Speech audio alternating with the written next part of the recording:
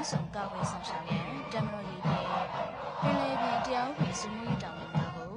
အဓိကထမ်းဆောင်နေတဲ့ကမ်းခြေဆောင်တပ်ဖွဲ့ကိုဖွဲ့စည်းခဲ့ခြင်းဖြစ်ပါတယ်။ပင်လယ်ပြင်တရားဥပဒေစိုးမိုးရေးကဏ္ဍလူသားချင်းစာနာမှုအကူအညီကဏ္ဍများကို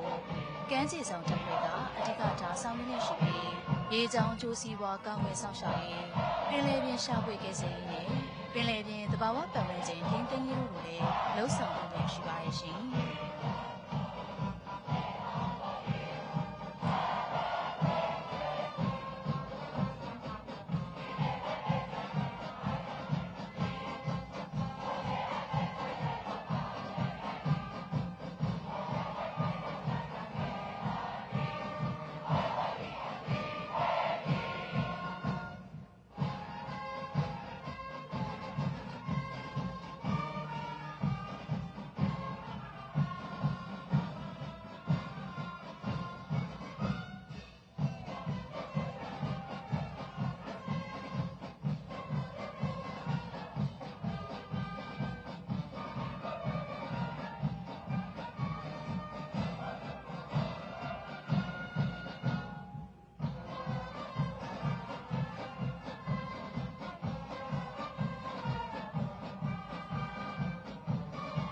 ပြည်သူတိုင်းသားညီကိုမောင်နှမများခင်ဗျာအခုဆိုရင်တော့လန်တော်ဖွဲ့ကောင်းဆောင်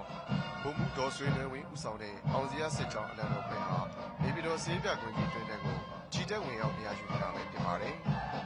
လန်တော်ဖွဲ့ရဲ့နောက်မှာတော့ရင်းတော်စစ်ကြောင်းကိုဘုံမှုချုပ်ဆောင်နေတဲ့တခွဲမှုဘုံမှုတော်လွှဲရင်တွေဦးဆောင်တဲ့အောင်စရာစစ်ကြောင်းဘုံမှုတခွဲကာကွယ်ရေးဦးစီးချုပ်ရုံးကြီးကိုစားပြုမြို့သမီးတက်ချက်ကြီးစီပြတခွဲတခွဲရဲ့နောက်မှာအောင်စရာစစ်ကြောင်းတက်ရင်ဘုံမူကြီးမျိုးမြင်အောင်နဲ့တက်ခွဲမှုဘုံမူတော်ဝိမုံဦးဆောင်တဲ့ကာကွယ်ရေးဦးစီးချုပ်ရုံးကြီးကိုစားပြုမျိုးသမီးတက်ချက်ကြီးစီပြတက်ခွဲတက်ခွဲမှု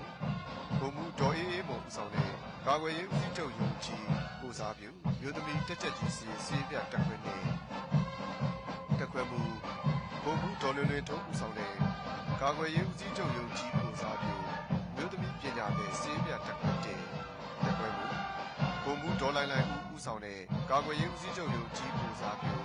မြို့သမီးပညာတဲ့စေးပြတက်ခွဲတက်ခွဲမှုဘုံမှုဒေါ်ဆုစန္ဒာထုံးဦးဆောင်တဲ့ကာကွယ်ရေးဦးစီးချုပ်ရုံးကြီးပူစားပြုမြို့သမီးပညာတဲ့စေးပြတက်ခွဲတက်ခွဲမှုဘုံမှုဒေါ်ခင်တန္တာထုံးဦးဆောင်တဲ့ကာကွယ်ရေးဦးစီးချုပ်ရုံးကြီးပူစားပြုမြို့သမီးပညာတဲ့စေးပြတက်ခွဲလေးစစ်ကြောင်းရဲ့နောက်ဆုံးမှာတော့စစ်တီဝိုင်းကောင်းဆောင်ဒုတိယအရာခံဗိုလ်ကျော်လင်းဦးဆောင်တဲ့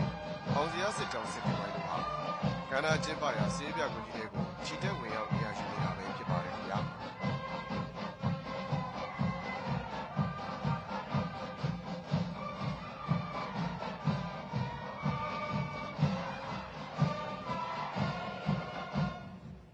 မိဘပြည်သူတိုင်းရင်းသားညီကိုမောင်မောင်များရှင်မြန်မာမျိုးသမီးများဟာနေကျပြည့်ရှာအုပ်စိုးစဉ်ကာလခေတ်ကအမျိုးသားများနည်းတူဇာတိသွေးဇာတိမှန်ထက်သန်သူများဖြစ်ခဲ့ကြပါတယ်။လွတ်လပ်ရေးကြိုးပမ်းမှုကာလအတွင်းမှာလည်းအမျိုးသားရေးတာဝန်ဖြစ်တဲ့လွတ်လပ်ရေးရရှိရေးအတွက်လက်တောက်တနေရာမှာပါဝင်ထမ်းရွက်ခဲ့ကြတဲ့သမိုင်းမှတ်တမ်းကောင်းများလည်းအထင်ရှားရှိခဲ့ကြပါတယ်။မြန်မာမျိုးသမီးများဟာရှေးရခင်ကလေးကလက်ယုံတပ်ဖွဲ့ကဲဆယ်ရေးတပ်ဖွဲ့နဲ့1954ခုနှစ်မှာဖွဲ့စည်းခဲ့တဲ့စစ်ဝန်ထမ်းတပ်ဖွဲ့များမှာမိမိဆန္ဒအလျောက်ဝင်ရောက်ပြီးနိုင်ငံတော်အတွက်အုတ်တချက်သေးတစ်ခုဖြစ်ကြားရအခမ်းကဏ္ဍမှာတာဝန်ကျေပွန်အောင်ထမ်းဆောင်နိုင်ခဲ့ကြတာကိုဂုဏ်ယူဝေယျပြုနိုင်ခဲ့တာဖြစ်ပါတယ်။ဒီကနေ့ချိန်မှာလည်းမြန်မာမျိုးသမီးများဟာနိုင်ငံတော်ကာကွယ်ရေးလုံခြုံရေးနဲ့အုပ်ချုပ်ရေးနယ်ပယ်များထဲမှာအမျိုးသားများနဲ့ပြည်သူတိုင်းကျပြည်သူများမှာဆွမ်းဆွမ်းတမန်ပါဝင်ဆောင်ရွက်ခဲ့ကြပါရှင်။မိဘပြည်သူတိုင်းရင်းသားညီကိုမောင်မောင်များရှင်အမျိုးသမီးတပ်ဖွဲ့ဝင်များဟာတမတော်ကြီးနဲ့လက်ယုံတပ်ဖွဲ့ဝင်များအမျိုးသမီးအရှိ900ကျော်တာဝန်ထမ်းဆောင်ကြပြီးအချို့အမျိုးသမီးတပ်ဖွဲ့ဝင်များဟာကျန်းတဲ့ခက်ခဲတဲ့အထူးတာဝန်တပ်ဖွဲ့အမျိုးသမီးတာဝန်စီရင်များပေါ်တွင်လိုက်ပါပြီးပိုင်နဲ့ရင်ပြင်ကာဝေးရေးတာဝန်အမျိုးသမီးလေးတည်းပြန်ပြန်ရေးတာဝန်လေဒီစစ်သမီးတာဝန်နဲ့လေစစ်ပူတာရေးတာဝန်တွေကိုရဲဝံပြောင်မြောက်စွာထမ်းဆောင်ကြပါတယ်။ဒါပြင်နိုင်ငံပေါင်းစုံကနေပူပေါင်းလေးချင်တဲ့တမတော်စင် အားကစားပြိုင်ပွဲမှာလည်းစုတစိတ်များရရှိခဲ့တဲ့အထိစွမ်းဆောင်နိုင်ခဲ့ကြပါရဲ့ရှင်။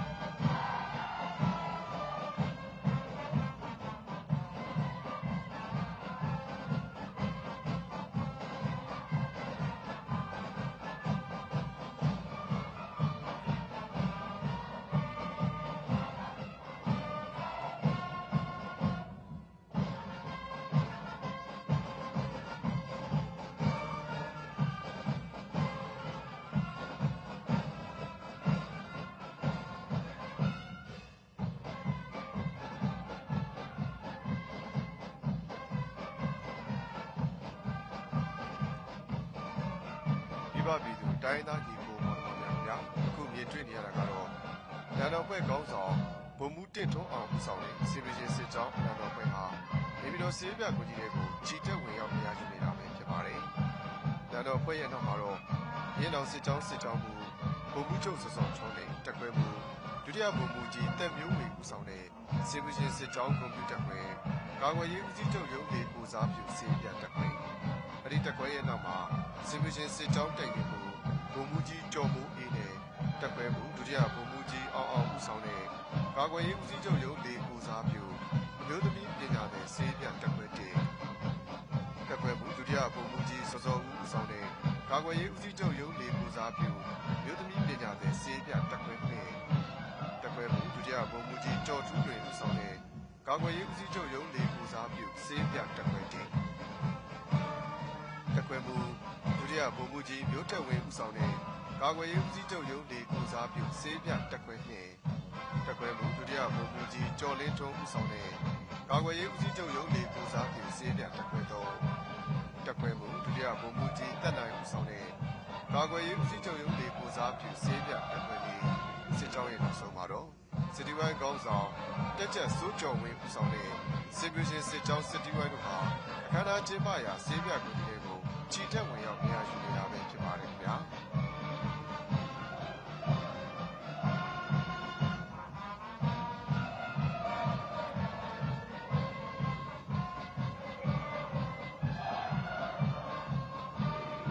မိဘပြည်သူတိုင်းရင်းသားညီကိုမောင်နှမများရှင်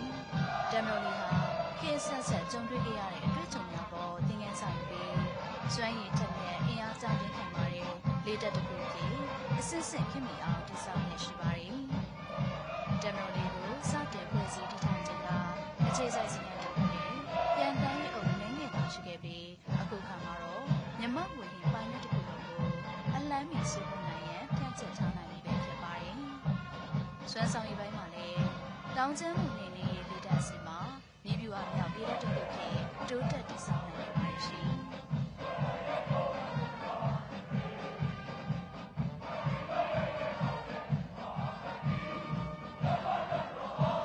မိဘပြည်သူတိုင်းရင်းသားညီကိုမောင်နှမများရှင်လေးချောင်းဆွမ်းအားအရင်းမြစ်ဟာမြေပညာတိုးတက်ပြောင်းလဲမှုပေါ်မှာအဓိကတည်နေနေတာဟာအထင်ရှားပဲဖြစ်ပါတယ်တမ်မရိုလီအနေနဲ့စွမ်းဆောင်ရည်အစဉ်ကောင်းမှုအစဉ်အတွက်မြေပညာတိုးတက်ပြောင်းလဲမှုတွေကိုမျက်ခြေမပြတ်လေ့လာခဲ့ရရှိပါတယ်2011ခုနှစ်မှ2026ခုနှစ်အထိ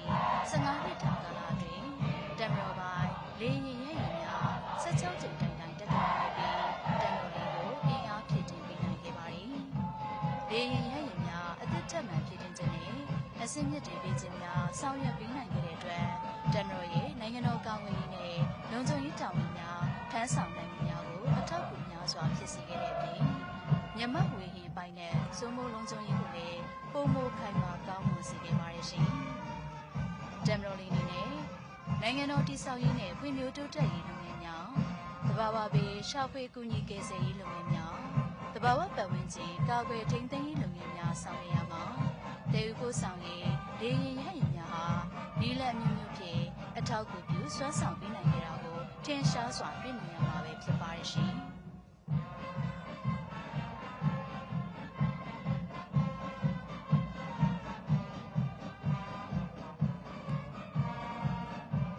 မိဘပြည်သူတိုင်းသားညီကိုမောင်နှမများခင်ဗျာအခုဆက်လက်မြင်တွေ့နေရတာကတော့လန်တော်ဖွဲ့ခေါင်းဆောင်ဘုံမှုစိုးအောင်နိုင်ဦးဆောင်တဲ့ဗန္ဓုလစစ်ကြောင်းအလံတော်ဖွဲ့ဟာနေပြည်တော်ဆေးပြကွန်ကြီးတွေကိုချီတက်ဝင်ရောက်နေရာယူနေတာပဲဖြစ်ပါတယ်လန်တော်ဖွဲ့ရဲ့နောက်မှာတော့ဗန္ဓုလစစ်ကြောင်းကိုဘုံမှုချုပ်ပြည်သက်ထွန်းတဲ့တက်ခွဲမှုဒုတိယဘုံမှုကြီးအောင်ဖြိုးဝင်းဦးဆောင်တဲ့ဗန္ဓုလစစ်ကြောင်းကွန်ပျူတာခွဲလေးချောင်းချီဆေးပြတက်ခွဲအဲဒီတက်ခွဲရဲ့နောက်မှာဗန္ဓုလစစ်ကြောင်းတက်ရင်မှုဘုံမှုကြီးအောင်ခိုင်နေနဲ့တက်ခွဲမှုဒုတိယဘုံမှုကြီးငိမ့်မင်းဦးဆောင်တဲ့အမြောက်တပ်ဖွဲ့ညွှန်ကြားရေးမှူးရုံးကိုစားပြုဆေးပြတက်ခွဲမှုဒုတိယဘုံမှုကြီးထွန်းကျော်ဦးဆောင်တဲ့ရက်စင်းနဲ့စက်မှုအင်ဂျင်နီယာညွှန်ကြားရေးမှူးရုံးကိုစားပြုဆေးပြတက်ခွဲမှုဒုတိယဘုံမှုကြီးစမ်းမိုးဦးဆောင်တဲ့ရှေ့ပိုင်းတိုင်းစစ်ဌာနချုပ်ကိုစားပြုဆေးပြတက်ခွဲမှုဒုတိယဘုံမှုကြီးခိုင်စိုးသက်ဦးဆောင်တဲ့ရှေ့တောင်တိုင်းစစ်ဌာနချုပ်ကိုစားပြုဆေးပြတက်ခွဲမှုဒုတိယဘုံမှုကြီးစော်ရဲနိုင်ဦးဆောင်တဲ့အနောက်တောင်တိုင်းစစ်ဌာနချုပ်ကိုစားပြုဆေးပြတက်ခွဲမှုဒုတိယဘုံမှုကြီးတင်မောင်သေးဦးဆောင်တဲ့အလဲပိုင်းတိုင်းစစ်ဌာနချုပ်ကိုစားပြုဆေးပြတက်ခွဲတဲ့စစ်ကြောင်းရဲ့နောက်ဆုံးမှာတော့စစ်တီဝိုင်းကောင်းဆောင်တက်ကြကြီးရန်ဆိုးဦးဆောင်တဲ့ဗန္ဓုလစစ်ကြောင်းစစ်တီဝိုင်းတို့ဟာကန္နာကျင်းပရာဆေးပြကွန်တွေကိုချီတက်ဝင်ရောက်နေရာယူနေကြတာပဲဖြစ်ပါတယ်ခင်ဗျာ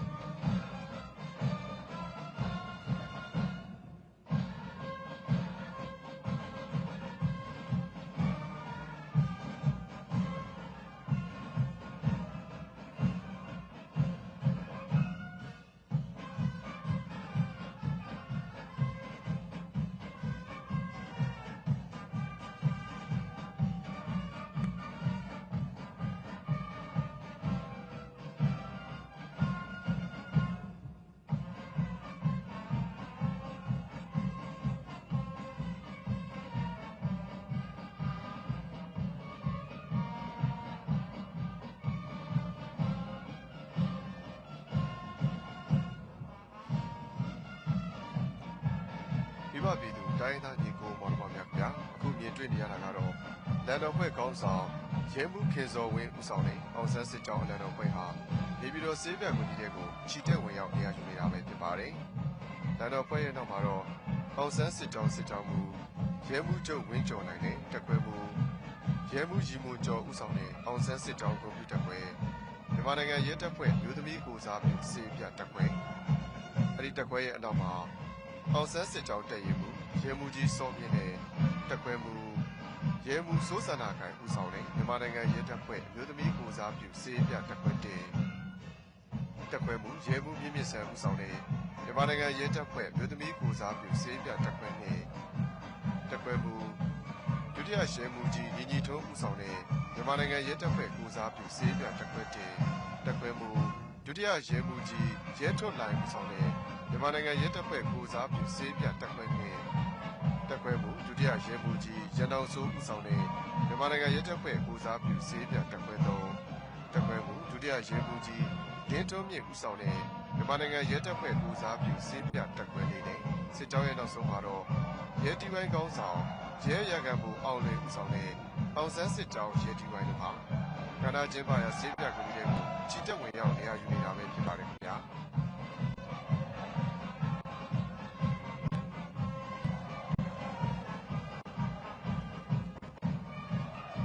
မိဘပြည်သူတိုင်းရင်းသားညီကိုမောင်မများရှင်မြန်မာနိုင်ငံရဲ့တပ်ဖွဲ့ဝင်ဟာဒိုတောင်ဝင်းအေးသုံးပါးကိုထိပ်ပန်ဆင်ပြီးအမျိုးသားကာကွယ်ရေးနဲ့လုံခြုံရေးကောင်စီရဲ့ဦးတည်ချက်လေးရဲ့အောင်မြင်စေရေးလေးထားဆောင်ရွက်နေရှိပါတယ်။ဒါအပြင်တပ်မတော်ပြည်သူတို့နဲ့အတူအကြမ်းဖက်မှုချေမှုန်းရေးကိုလည်းပုံမလက်တွဲပူးပေါင်းဆောင်ရွက်နေရှိပါတယ်ရှင်။မြန်မာနိုင်ငံရဲ့တပ်ဖွဲ့ဝင်များဟာပြည်ရင်းလုံခြုံရေးနဲ့ရေရွာအေဂျင့်တာများရဲ့တရားဥပဒေစိုးမိုးရေးမူရင်းစီဝါအန်ရဲ့တားဆီးကာကွယ်ရေးနဲ့ပြည်သူ့အကျိုးပြုလုပ်ငန်းဆောင်ရွက်ရေးဆိုတဲ့မြန်မာနိုင်ငံရဲတပ်ဖွဲ့ရဲ့ရည်မှန်းချက်တာဝန်၄ရက်နဲ့လုပ်ငန်းတာဝန်6ရက်ဖြစ်တဲ့ပြည်မှုမဖြစ်ပွားအောင်ကြိုတင်ကာကွယ်ရေးဖြစ်ပွားပြီးပြည်မှုများစုံစမ်းဖော်ထုတ်တရားစွဲဆိုရေးနိုင်ငံတော်အတွင်းစီကံတင်ဝတည်ငြိမ်ရေးပြည်သူလူထုလုံခြုံရေးမူရင်းစေဝါနဲ့စိတ်ကိုပြောင်းလဲစေတတ်သောစေဝါများအန္တရာယ်ကိုတားဆီးနိုင်ရေးပြည်သူ့အကျိုးပြုလုပ်ငန်းများဆောင်ရွက်ရေးတို့ကိုလည်းအောင်မြင်စွာအကောင့်ထဲပေါ်ဆောင်ရွက်ခဲ့ရှိပါတယ်ရှင်။မြန်မာနိုင်ငံရဲတပ်ဖွဲ့ဝင်များဟာသစ္စာသမารိတတိဆိုတဲ့စောင့်မှုကိုထိပ်ပန်ဆင်ပြီးပြည်သူအကျိုးစီးပွားကိုဆောင်ကျဉ်နိုင်တဲ့ရဲတပ်ဖွဲ့ဖြစ်လာစေရန်ဆောင်ရွက်နေရှိတာ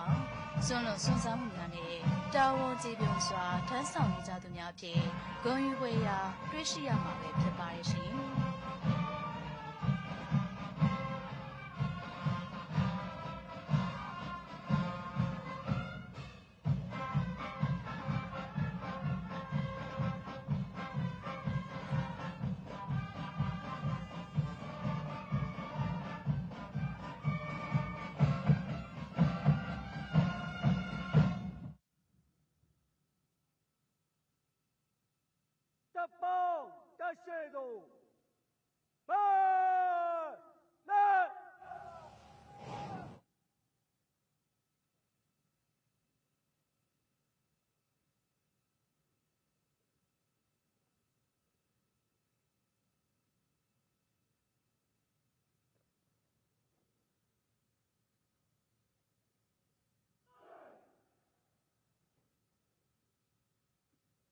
တပ်ပေါင်း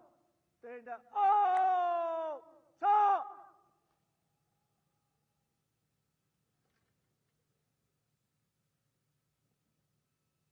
တပ်ပေါင်းစစ်ကြောင်းတက်ခွာလိုက်ယောကြီး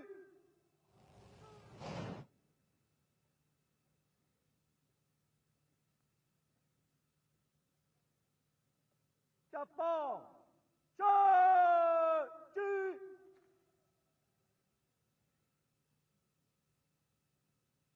တပ်ပေါင်းတော်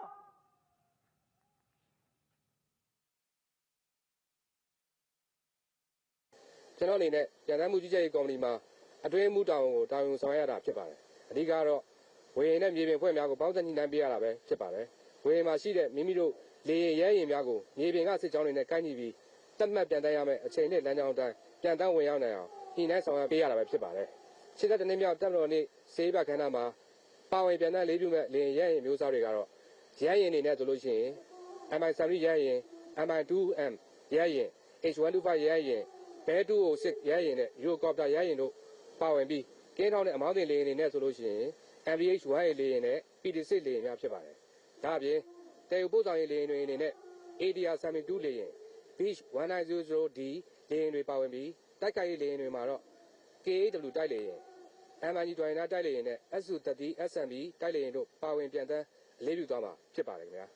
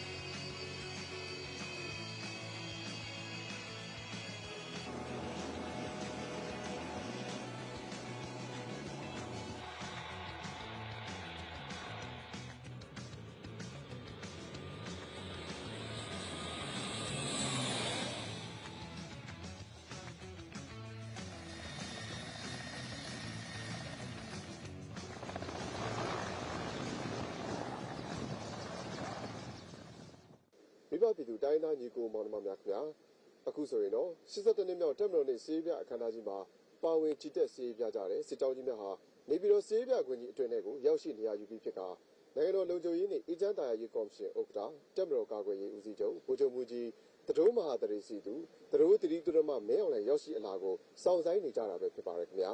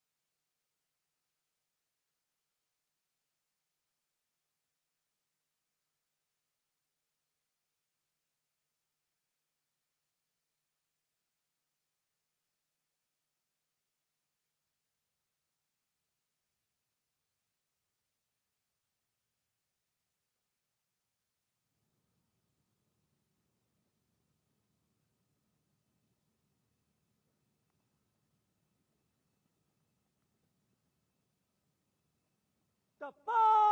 င်းဒီတပေါင်းဒီတာသာ ခ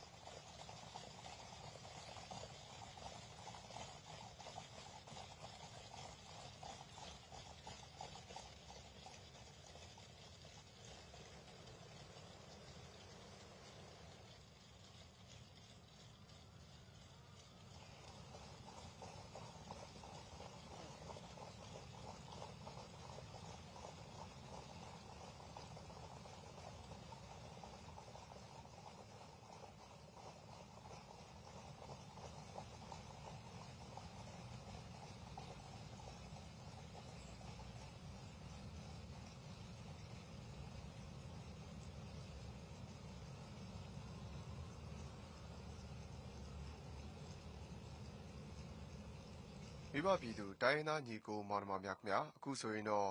82နှစ်မြောက်တပ်မတော်နှင့်စေးပြအခမ်းအနားကြီးကျင်းပရာနေရာကိုနိုင်ငံတော်လုံခြုံရေးနှင့်အေဂျင့်တာယာရေးကော်မရှင်ဥက္ကဋ္ဌတပ်မတော်ကာကွယ်ရေးဦးစီးချုပ်ဗိုလ်ချုပ်မှုကြီးတတိုးမဟာတရေစီသူတတိုးတီတီသူရမမင်းအောင်လှိုင်ရောက်ရှိလာပြီပဲဖြစ်ပါတယ်ခင်ဗျာ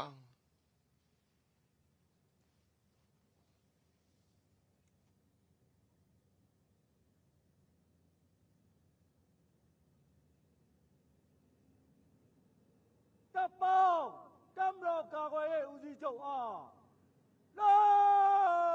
ယူ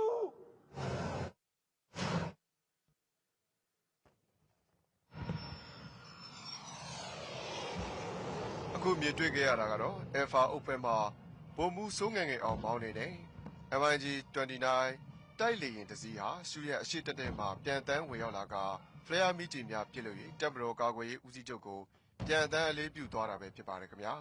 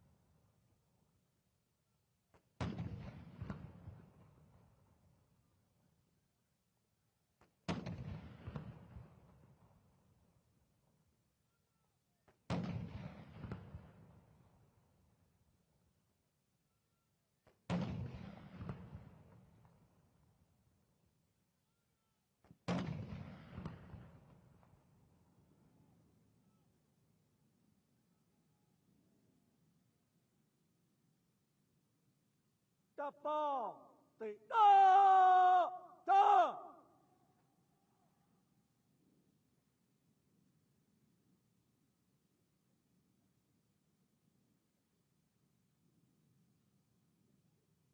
ပ်ပေါင်း9050ကျောက်စစ်စစ်ကအတိုင်း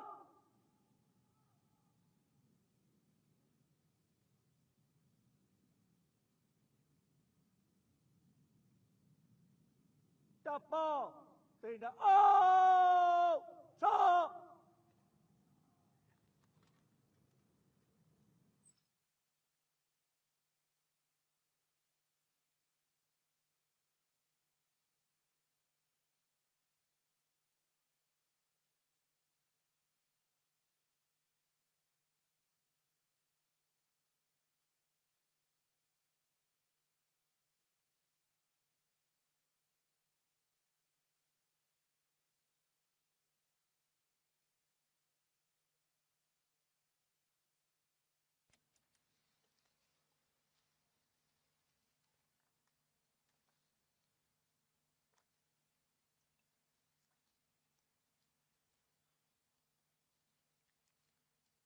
မိဘပြည်သူတိုင်းရင်းသားညီကိုမောင်နှမများခင်ဗျာအခုဆိုရင်82နှစ်မြောက်တပ်မတော်နှင့်စေးပြအခမ်းအနားမှာ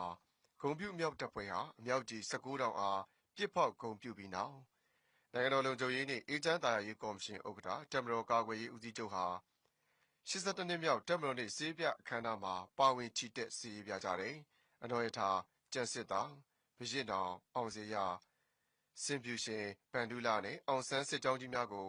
စတင်စစ်ဆေးဖို့အတွက်ထွက်ခွာနေတာပဲဖြစ်ပါတယ်ခင်ဗျာ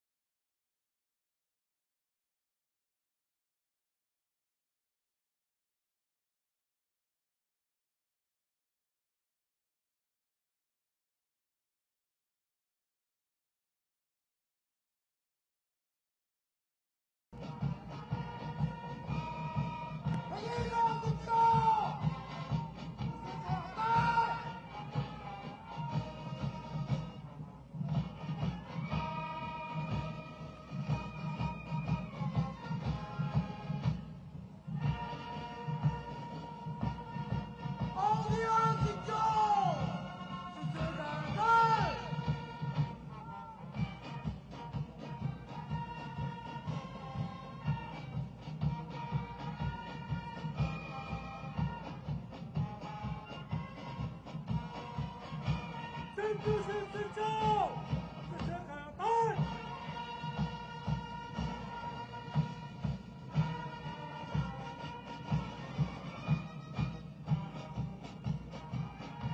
关注了自救，这些海洋蛋。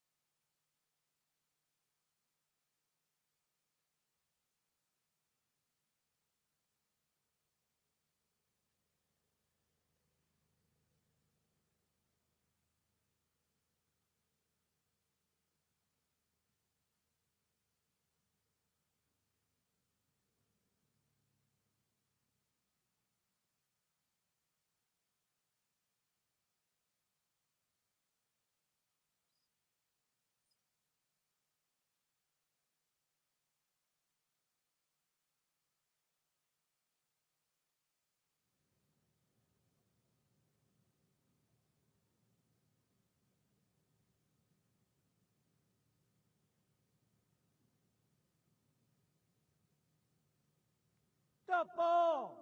得大汤。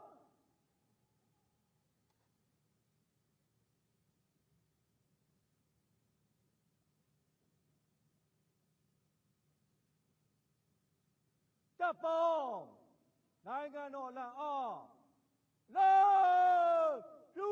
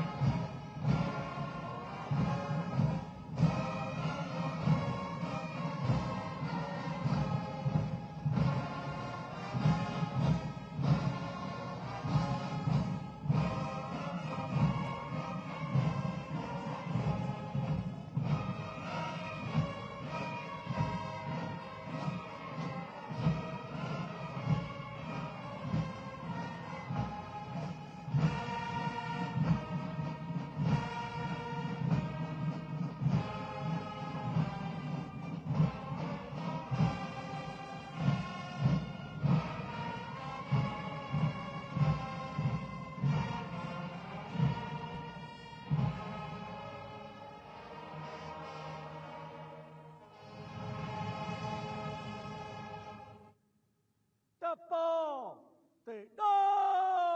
ထတပ်ပေါင်းရှားဆုံးနေပြီးတော့တမတော်သားများအားလာယူ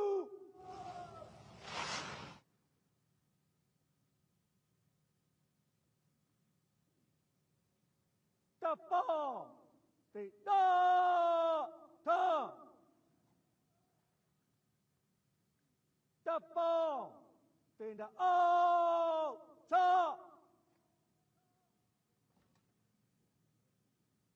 သစ္စာလေးချဆုံး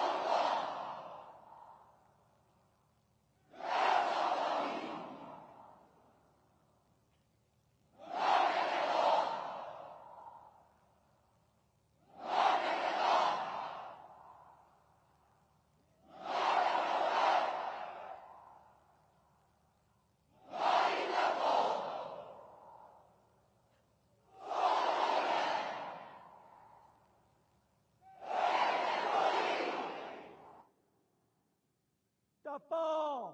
တေတာထ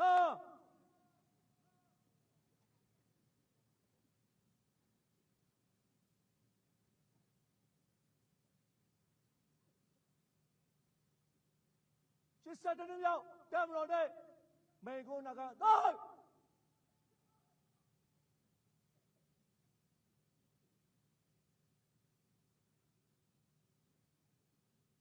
တပ်ပေါင်း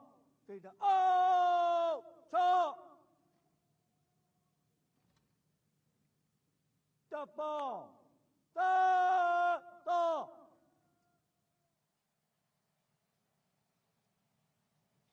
ရဲဘော်တို့ဒီနေ့ဟာလွတ်လပ်ရေးကြိုးပမ်းမှုသမိုင်းကြောင်းနဲ့အတူအရှင်တွဲပေါ်ပေါက်လာတဲ့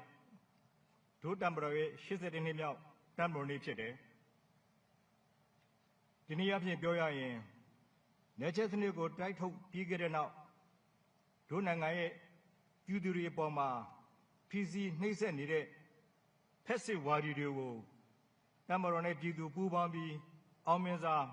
စတင်တွန်းလှန်ခဲ့တဲ့1945ခုနှစ်မတ်လ29ရက်နေ့ကိုဂုဏ်ပြုတဲ့နေတုနေမြတ်လည်းဖြစ်တယ်။နိုင်ငံတော်နဲ့တပ်မတော်အတွက်ဒီလိုထူးခြားလေးနက်တဲ့တပ်မတော်ဒီမှာရဲဘော်တို့ကိုတိတိုက်တာတွေလေးလေးနက်နက်မှားကြားသွားမှာဖြစ်တယ်။ရဲဘော်တို့နိုင်ငံဟာရှေးပဝတိကလေးကကိုထီကိုနန်းကိုညငန်းဖြင့်ကမ္ဘာလယ်မှာခမ်းနားထေဝါစွာရပ်တည်ခဲ့တဲ့နိုင်ငံတစ်နိုင်ငံဖြစ်တယ်။ဒါပေမဲ့19ရာစုနှစ်အတွင်းမှာအင်္ဂလိပ်တို့ရဲ့အကြောင်းပြချက်အမျိုးမျိုးနဲ့မတရားကျူးကျော်သိမ်းပိုက်မှုတွေကိုခံခဲ့ရပြီးလွတ်လပ်ရေးနဲ့အချုပ်အခြာအာဏာလက်လွတ်ဆုံးရှုံးခဲ့ရတယ်။ဒါကြောင့်ဆုံးရှုံးသွားတဲ့လွတ်လပ်ရေးနဲ့အချုပ်အခြာအာဏာကိုပြန်လည်ရယူနိုင်ဖို့အတွက်ဗိုလ်ချုပ်အောင်ဆန်းဦးဆောင်တဲ့ရဲဘော်သုံးချက်တို့ဟာဂျပန်နေထားမှာစစ်ပညာသင်ကြားခဲ့ရတယ်။ဗမာလွတ်လပ်ရေးတပ်မတော် BIA ကိုစတင်ဖွဲ့စည်းပြီးနေချက်အင်္ဂလိပ်ကိုပြည်သူလူထုရဲ့ပူးပေါင်းပါဝင်မှုနဲ့တိုက်ထုတ်ခဲ့ကြတယ်။အင်္ဂလိပ်တို့ဆိုပြထွက်ပြေးသွားတဲ့အချိန်မှာဂျပန်တို့ကလွတ်လပ်ရေးပေးမယ်ဆိုတဲ့ဂရီကိုပြက်ကွက်ခဲ့တဲ့အပြင်တပ်မတော်ကိုလည်းအင်အားလျှော့ချခဲ့တယ်။နောက်တိုင်းမှာအတူရောက်ရွှေရင်းဆိုင်လွတ်လပ်ရေးပေးခဲ့ပြီးပြည်သူတွေပေါ်မှာမမျှော်လင့်ပဲဆိုးဝါးစွာနှိမ့်ဆက်မှုတွေပြုလုပ်လာခဲ့တာကြောင့်ဒုတပ်မတော်အနေနဲ့1945ခုနှစ်မတ်လ29ရက်နေ့မှာတမိုင်းဝင်ဖက်စစ်တော်လှန်ရေးကြီးကိုပြည်သူလူထုနဲ့အတူလက်တွဲဆင်နွှဲခဲ့ကြတယ်။အဲဒီချိန်ကစပြီးတပ်မတော်ဟာမြန်မာနိုင်ငံကိုတိုင်းဒေသအုပ်ချုပ်မှုအောက်ကအပြည့်အစုံလွတ်လပ်ရရှိအောင်ဆောင်ရွက်ပေးခဲ့တယ်။လွတ်လပ်ရေးဆိုတာအချို့ချာအာဏာပိုင်ခြင်းဖြစ်ပြီးဥပဒေပြုရေးတရားစီရင်ရေးနဲ့အုပ်ချုပ်ရေးဆိုတဲ့အာဏာကြီး၃ရပ်ကိုနိုင်ငံသားတိုင်းကကိုယ်တိုင်းပြည်အခြေအနေနဲ့ကိုက်ညီအောင်လွတ်လပ်ဆုံးဖြတ်ပြဋ္ဌာန်းပြီးစီမံဆောင်ရွက်ပိုင်ခွင့်ရှိမှုပဲဖြစ်တယ်။ဒါကြောင့်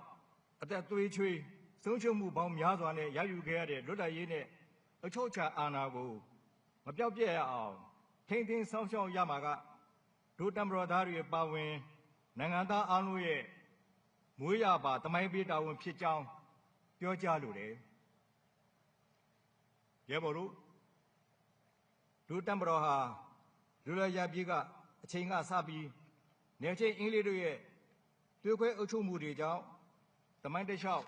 စူးစူးစီးစီးနေထိုင်ခဲ့ကြတဲ့တိုင်းရင်းသားတွေရဲ့အထင်မြင်လွဲမှားမှုနိုင်ငံရေးအယူအဆကွဲပြားမှုနဲ့တိုင်းရင်းသားရေးတို့ကိုအခြေခံတဲ့ပြည်တွင်းတောင်းကျမှုတွေပေါ်ပေါက်လာပြီးပူပူနွေးနွေးရရှိထားတဲ့လွတ်လပ်ရေးနဲ့အချုပ်အခြာအာဏာကိုပြန်လည်မဆုံးရှုံးစေဖို့အတွက်ယူတဲ့ဗိုလ်ချုပ်ကြီးစမစ်တွန်းဗိုလ်ချုပ်ကြီးနေဝင်းဦးဆောင်တဲ့တပ်မတော်ဟာအသက်သွေးချွေးများစွာပေးဆက်ကာဝယ်ပေးခဲ့တယ်။အဲဒီလိုပြည်တွင်းရောင်စုံတောင်းကျသူတွေကိုနှင်းနေစေမှာပဲဒီပိုင်းနဲ့ပေါ်ပေါက်လာတဲ့တရုတ်ဖြူကွန်မန်တန်တွေနဲ့မူဂျာဟစ်ကလဆိုးတွေရဲ့ပြည်ပကျူးကျော်မှုအန္တရာယ်တွေကိုလည်းဒို့တပ်မတော်ကစွန့်လွတ်စွန့်စားတဲ့စိတ်နဲ့ကာကွယ်နှင်းခဲ့ကြရတယ်။ဒါပြင်နိုင်ငံတော်ရဲ့အန္တရာယ်ကြီးမားတဲ့အရေးကိစ္စတွေနဲ့ကြုံတွေ့ရတဲ့အချိန်တိုင်းမှာတပ်မတော်တွေနဲ့မှန်ကန်တဲ့ရည်တည်ချက်မှန်ကန်တဲ့အမျိုးသားရေးခံယူချက်တို့နဲ့အတူနိုင်ငံတော်ကိုကာကွယ်စောင့်ရှောက်ပေးခဲ့တယ်။ဒါကြောင့်ဒို့တပ်မတော်အနေနဲ့ဒို့တာဝန်ရေးသုံးမောက်ကိုခြေပလာမဲ့အန္တရာယ်တွေနဲ့ရင်ဆိုင်ကြုံတွေ့ရတဲ့နိုင်ငံတော်နဲ့ပြည်သူတွေရဲ့ရှေ့ကနေမာမရပ်တည်ကာကွယ်ပေးခဲ့သလိုနောက်အနာဂတ်ကာလမှာလည်းဆက်လက်ကာကွယ်ဆောင်ရှောက်သွားမှာဖြစ်ကြောင်းပြောကြားလိုတယ်။ရဲဘော်တို့နိုင်ငံဟာ လွတ်လပ်ရေးမဆုံးရှုံးနေကာလကဘရင်နိုင်ငံတစ်ဖြစ်ရပ်တည်လာခဲ့ကြပေမဲ့လွတ်လပ်ရရှိပြီးနောက်ပိုင်းမှာတော့ပါလီမန်ဒီမိုကရေစီစနစ်အပါအဝင်ပုံစံအမျိုးမျိုးနဲ့တိုင်းပြည်ကိုတည်ဆောက်ခဲ့ကြတယ်။ဆိုရှယ်လစ်စနစ်နဲ့တိုင်းပြည်ကိုခိုင်မာတဲ့ပြည်တော်စုနိုင်ငံကြီးအဖြစ်တည်ဆောက်နေခဲ့တဲ့အချိန်မှာလည်းအချို့သောအားနည်းချက်တွေပြည်တွင်းပြည်ပကသွေးတို့တုံးဆောင်မှုတွေကြောင့်စူပူမှုအရေးခေးများနဲ့ကြုံတွေ့လာရပြီး1988ခုနှစ်မှာတပ်မတော်ကနိုင်ငံတော်တာဝန်ရရကိုရယူခဲ့ရတယ်။အဲ့ဒီချိန်ကစပြီးဗိုလ်ချုပ်မှုကြီးစောမောင်ဗိုလ်ချုပ်မှုကြီးတန်းရွှေဦးဆောင်တဲ့တပ်မတော်ဟာအနာဂတ်နိုင်ငံတော်တည်ဆောက်ရေးအတွက်လိုအပ်တဲ့နိုင်ငံရေးစီးပွားရေးလူမှုရေးအခြေခံအုတ်မြစ်တွေကိုချမှတ်ဖော်ဆောင်ပေးခဲ့တယ်လို့ပြည်သူများလိုလားတောင်းတတဲ့ပါတီစုံဒီမိုကရေစီအုပ်ချုပ်ရေးစနစ်နဲ့ဈေးကွက်စီးပွားရေးတို့ကိုဖော်ဆောင်ဖို့မရှိမဖြစ်လိုအပ်တဲ့ဖွဲ့စည်းပုံအခြေခံဥပဒေကိုလည်းရေးဆွဲပြဋ္ဌာန်းခဲ့တယ်။ရဲဘော်တို့တပ်မတော်ဟာဖွဲ့စည်းပုံအခြေခံဥပဒေ2008နဲ့အညီ2020ပြည့်နှစ်မှာပါတီစုံဒီမိုကရေစီထွေထွေရွေးကောက်ပွဲကြီးကျင်းပပြီးပြည်သူများလိုလားတောင်းတတဲ့ဒီမိုကရေစီစနစ်ကိုငြင်းတာငြင်းချမ်းစွာကူးပြောင်းနိုင်ရေးဦးစီးဆောင်ရွက်ပေးနိုင်ခဲ့တယ်။ဒါပေမဲ့2020ပြည့်နှစ်ရွေးကောက်ပွဲမှာ NLD အစိုးရရဲ့ဆိုးရွားစွာပြုလုပ်ခဲ့တဲ့မဲမတမာမှုတွေကြောင့်ရွေးကောက်ခံကိုယ်စားလှယ်ဒီဟာဘလို့မှတရားဝင်ရည်တည်နိုင်မှုမရှိတဲ့အတွက်ဒို့တပ်မတော်အနေနဲ့2021ခုနှစ်ဖေဖော်ဝါရီလ1ရက်နေ့မှာဖွဲ့စည်းပုံအခြေခံဥပဒေနဲ့ညီနိုင်ငံတော်ကိုခေတ္တရယူထိန်းသိမ်းခဲ့ရတယ်။ဒီလိုထိန်းသိမ်းခဲ့ရခြင်းဟာတပ်မတော်နဲ့ပြည်သူများလိုလားတောင်းတတဲ့ပါတီစုံဒီမိုကရေစီစနစ်ကိုကာကွယ်ဆက်ချောက်ပေးရမယ်တာဝန်ရဆောင်ရွက်ခဲ့ရခြင်းသာဖြစ်တယ်။ဒီချိန်မှာဒို့တပ်မတော်နဲ့ပေးထားတဲ့ဂရိအတိုင်းရွေးကောက်ပွဲကိုအောင်မြင်စွာကျင်းပခဲ့ပြီးဖြစ်လို့ဒို့တပ်မတော်နဲ့ပါတီစုံဒီမိုကရေစီစနစ်ရှင်သန်ခိုင်မာစေရေးအတွက်ရွေးကောက်ပွဲကတဆင့်အသစ်ပေါ်ထွန်းလာမယ့်အစိုးရအသစ်ကိုအထောက်အကူပြုဆောင်ရွက်သွားမှာဖြစ်ကြောင်းပြောကြလိုတယ်။ရဲဘော်တို့နိုင်ငံတကာရဲ့ဖွဲ့စည်းပုံအခြေခံဥပဒေဆိုတာအဲ့ဒီနိုင်ငံရဲ့ရေရှည်အကျိုးစီးပွားကိုဖော်ဆောင်နိုင်ဖို့အတွက်ဖြစ်ထိုက်ဒါတွေကိုဥတည်ရေးဆွဲပြီးပြဋ္ဌာန်းရတဲ့ပြည်မဥပဒေတရားဖြစ်တယ်။အထူးသဖြင့်နိုင်ငံတကာရဲ့ပေါ်ပေါက်လာပုံဒါမှမဟုတ်နောက်ခံအနေအထားလူမျိုးရေးဘာသာရေးနိုင်ငံရေးစီးပွားရေးနဲ့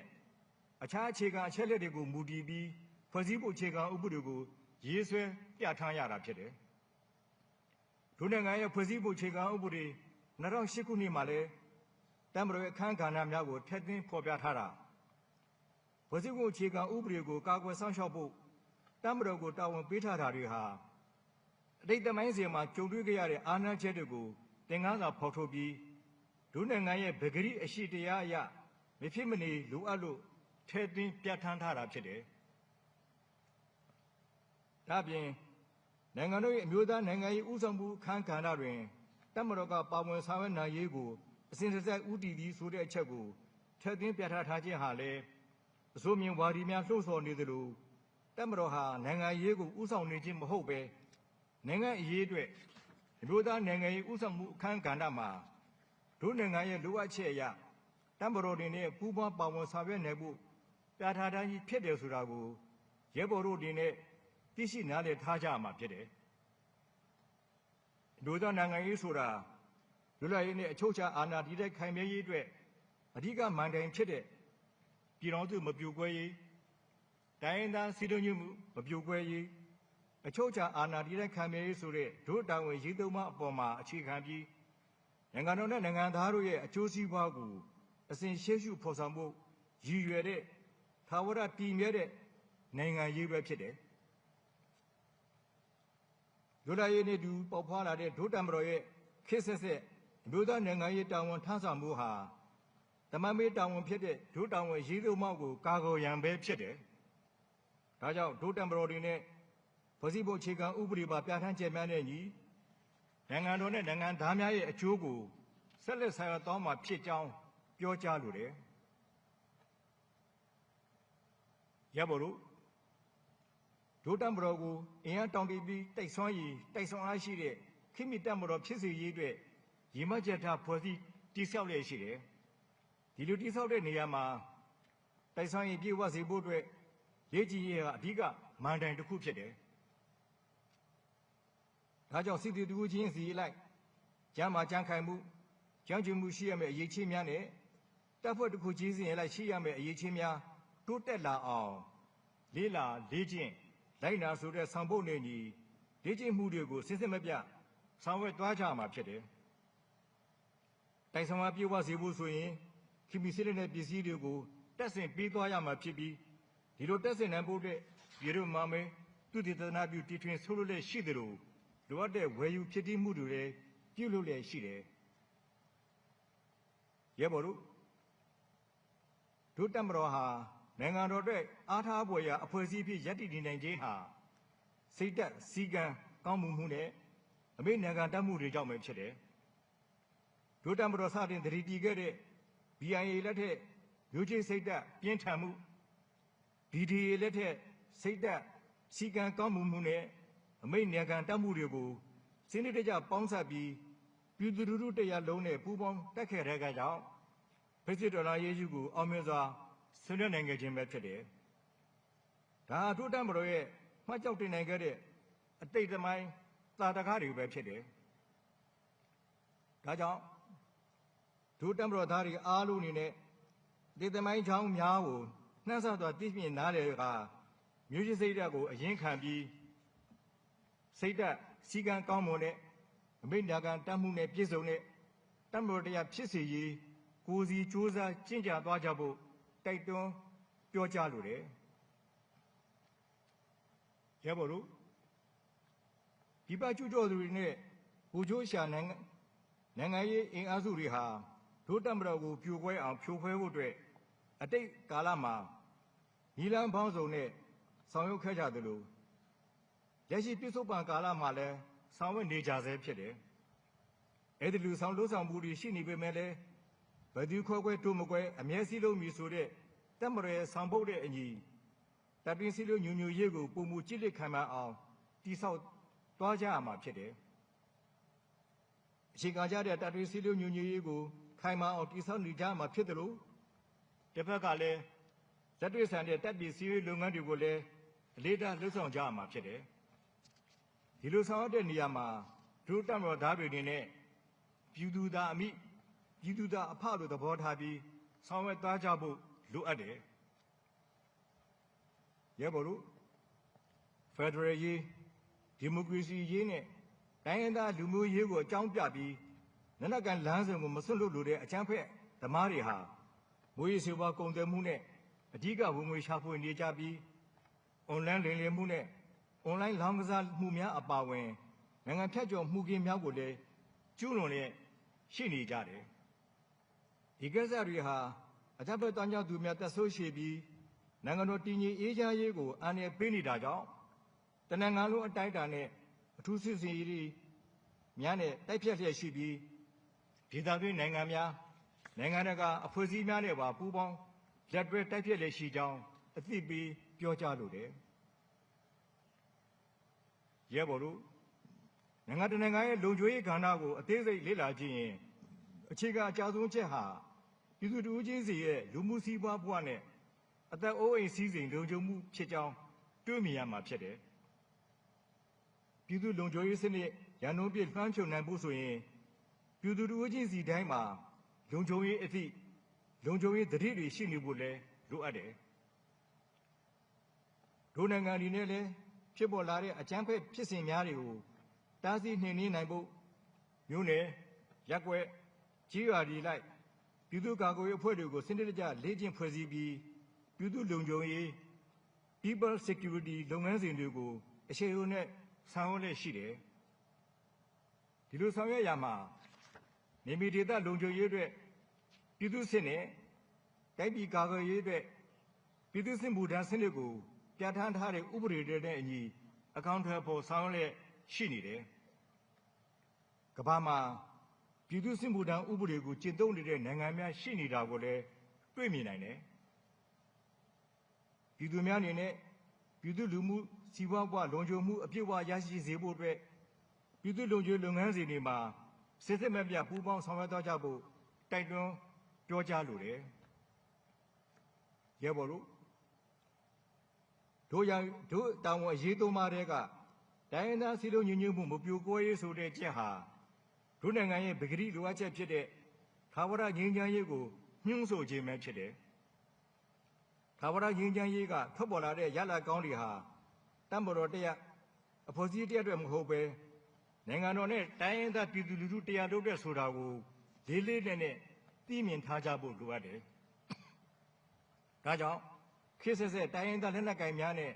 ငြိမ်းချမ်းရေးဆွေးနွေးပွဲတွေကိုလည်းကြိုးစားဆောင်ရွက်ခဲ့တာတွေ့ရမှာဖြစ်တယ်။တမ္ပတော်အနေနဲ့2018ခုနှစ်ဒီဇင်ဘာလ21ရက်မှာပြစ်ခတ်တိုက်ခိုက်မှုရစဲရေးနဲ့ထာဝရငြိမ်းချမ်းရေးကိုစတင်ထုတ်ပြန်ခဲ့ပြီးတစ်ဖက်သက်အပြစ်ခတ်ရစဲမှုတွေကိုလက်လျောဆောင်ပေးခဲ့တယ်။2022ခုနှစ်ဧပြီလ22ရက်မှာငြိမ်းချမ်းရေးကိုလက်တွေ့ကျကျထိထိရောက်ရောက်အကောင့်တွေဖော်နိုင်ရန်အတွက်ဒိုင်းသားလက်နက်ကိုင်အဖွဲ့အားလုံးကိုမိမိကိုယ်တိုင်တွဲဆုံဆွေးနွေးမှုပြုလုပ်သွားမယ်ဆိုတဲ့ငြိမ်းချမ်းရေးမျိုးခုနဲ့အတူဒိုင်းသားလက်နက်ကိုင်ခေါင်းဆောင်များနဲ့ကရင်ကိုကြဆွေးနွေးမှုတွေပြုလုပ်နိုင်ခဲ့တယ်။တွဲဆုံဆွေးနွေးမှုတွေကတဆင့်ဖွဲ့စည်းပုံအခြေခံဥပဒေ2008ခုနှစ်ကိုပြင်ဆင်ဖြည့်စွက်ရန်အတွက်သဘောတူညီချက်43ချက်ကိုလက်မှတ်ရေးထိုးအတည်ပြုနိုင်ခဲ့တဲ့အပြင်ရခိုင်အစိုးရများလက်ထက်ငြိမ်းချမ်းရေးညီလာခံရလဒ်တွေကစုစည်းထားတဲ့ပြည်ထောင်စုသဘောတူညီချက် Union Accord များကိုပြည်ထောင်စုလွှတ်တော်မှာစုစည်းတင်ပြပြီးပြင်ဆင်နိုင်ရေးဆောင်ရွက်သွားမှာဖြစ်ကြောင်းပြောကြားလိုတယ်။ရဲဘော်တို့နိုင်ငံအနေနဲ့နိုင်ငံရေးစနစ်အရဒီမိုကရေစီစနစ်ကိုကျင့်သုံးနေတာဖြစ်ပြီးနိုင်ငံတော်ရဲ့ဖွဲ့စည်းတည်ဆောက်ဖို့စနစ်အရဒီမိုကရေစီနဲ့ဖက်ဒရယ်စစ်ကိုအခြေခံတဲ့ပြည်ထောင်စုကြီးခိုင်မာစေရေးကိုဥတီရှောင်လွှမ်းနေတာပဲဖြစ်တယ်။ဖက်ဒရယ်စနစ်ဆိုတာလူပုဂ္ဂိုလ်လူမျိုးအတွက်ရည်ရွယ်ညွှန်းတာမဟုတ်ပဲဒေသတစ်ခုနေမြေတစ်ခုပေါ်မှာရည်ညွှန်းဆောင်ရွက်ရတာဖြစ်တယ်။တို့နိုင်ငံအနေနဲ့ဖက်ဒရယ်စစ်ကိုဖော်ဆောင်ကျင့်သုံးရမှာလဲခက်တန်းခဲ့ရတဲ့တမိုင်းအဆက်ဆက်နဲ့အတွေ့အကြုံရမိမိတို့နိုင်ငံနဲ့ကိုက်ညီတဲ့ဒေသကိုအခြေခံတဲ့ဖက်ဒရယ်စနစ်ကိုကျင့်သုံးသွားမှာပဲဖြစ်တယ်။အခုဆိုရင်ပါတီစုံဒီမိုကရေစီအထွေထွေရွေးကောက်ပွဲကြီးကတဆင့်ပြည်သူ့ဆန္ဒကိုလက်တွေ့ကျကျအကောင့်တွေဖော်ဆောင်ပေးနိုင်တဲ့ပြည်သူ့ကိုယ်စားလှယ်တွေထုတ်ပေါ်လာခဲ့ပြီးလွှတ်တော်အသီးသီးရဲ့အစည်းအဝေးများစတင်ကျင်းပနေပြီဖြစ်တယ်။ပြည်သူ့တူချင်းစီကစက္ကန့်နှိပ်ပေးခဲ့ကြတဲ့မဲတမဲစီဟာပြည်သူ့တူချင်းစီရဲ့အုံနောက်နဲ့နှလုံးသားများဖြစ်လို့ထုတ်ပေါ်လာခဲ့တဲ့ပြည်သူ့ကိုယ်စားလှယ်တွေဟာလည်းနိုင်ငံရေးကိုအမျှော်မြင်ရှိတစ္ဆာရှိနဲ့အလေးနဲ့ထားကြိုးပမ်းခိုင်မြဲသွားကြဖို့လိုအပ်မှာပဲဖြစ်တယ်။မြို့သားကာကွယ်ရေးနဲ့လုံခြုံရေးကောင်စီအနေနဲ့လည်းခိုင်မာတဲ့အစိုးရတရပေါ်ပေါက်ပြီးနိုင်ငံရေးခီးလမ်းမှာခိုင်ခိုင်မာမာရှောင်လွှမ်းနိုင်တဲ့အထိဆောင်ရွက်ပေးတော့မှာဖြစ်တယ်လို့တပ်မတော်အနေနဲ့လည်းနိုင်ငံရေးအတွက်အမြဲအသင့်ရှိနေမှာဖြစ်ကြောင်းပြောကြားလိုတယ်။ရဲဘော်တို့ညီကုန်းချုပ်အနေနဲ့မှာကြားလိုတာကတော့တို့တပ်မတော်ဟာခေတ်ဆက်ဆက်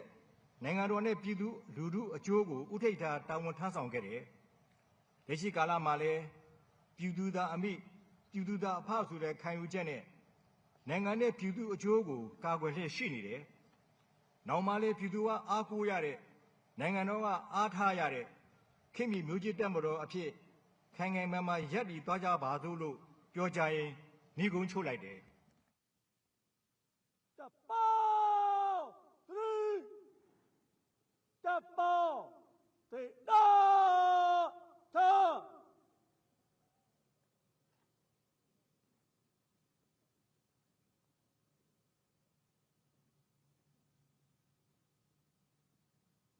စစ်ကြောင်းဖြင့်ချီတက်လည်းပြုရကြွရော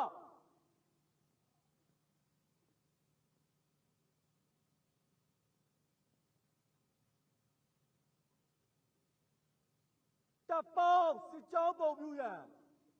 နော်တာစစ်ကြောင်းလန်တော်ဘွားနှင့်စစ်တီးဝမ်းများနေမြဲ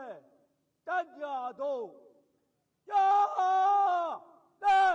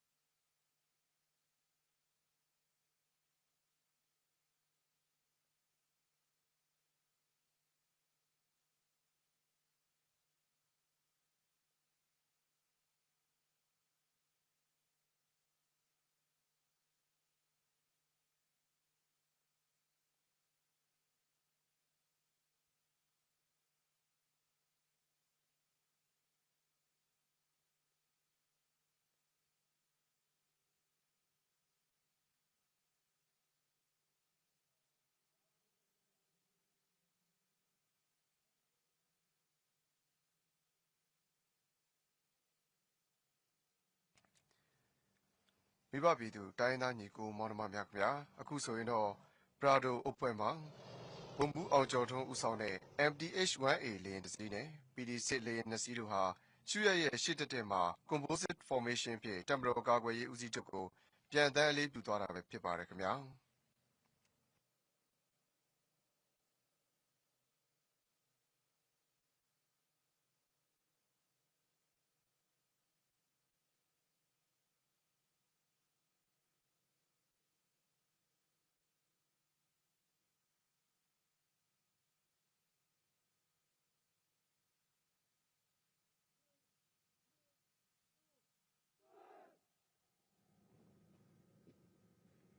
တပ်ပေါင်းစစ်ကြောင်းပုံပြည့်ချီတက်လဲပြူရန်နော်တာစစ်ကြောင်းကောင်းဆောင်နော်တော်စစ်ကြောင်းပုံပြည့်ချီတက်လဲပြူရန်လန်တော်ဘွဲကောင်းဆောင်လန်တော်ဘွဲညာရှော့မိဘပြည်သူတိုင်းသားညီကိုမောင်နှမများခင်ဗျာအခုဆိုရင်တော့စစ်တပ်နှစ်မြောက်တမတော်ရဲ့စေးပြအခမ်းအနားမှာပါဝင်ချီတဲ့စေးပြနေကြတယ်ဗိုလ်ချုပ်ရဲရင်ဝင်ဦးဆောင်တဲ့စေးပြစစ်ကြောင်းကြီးများမှာနိုင်ငံတော်လုံခြုံရေးနှင့်အေးချမ်းသာယာရေးကော်မရှင်ဥက္ကဋ္ဌတမတော်ကာကွယ်ရေးဦးစီးချုပ်ဗိုလ်ချုပ်မူကြီးသတို့မဟာသရိစီသတို့တီတီသူတို့မှမင်းအောင်ကိုစစ်ကြောင်းပုံဖြင့်လေးပြီးအာမန်ပြည်နဲ့ညီညာစွာစေးပြကူကြီးတွေကနေပြန်လည်ထွက်ခွာဖို့အတွက်စတင်ချီတက်နေကြပြီဖြစ်ပါတယ်ခင်ဗျာ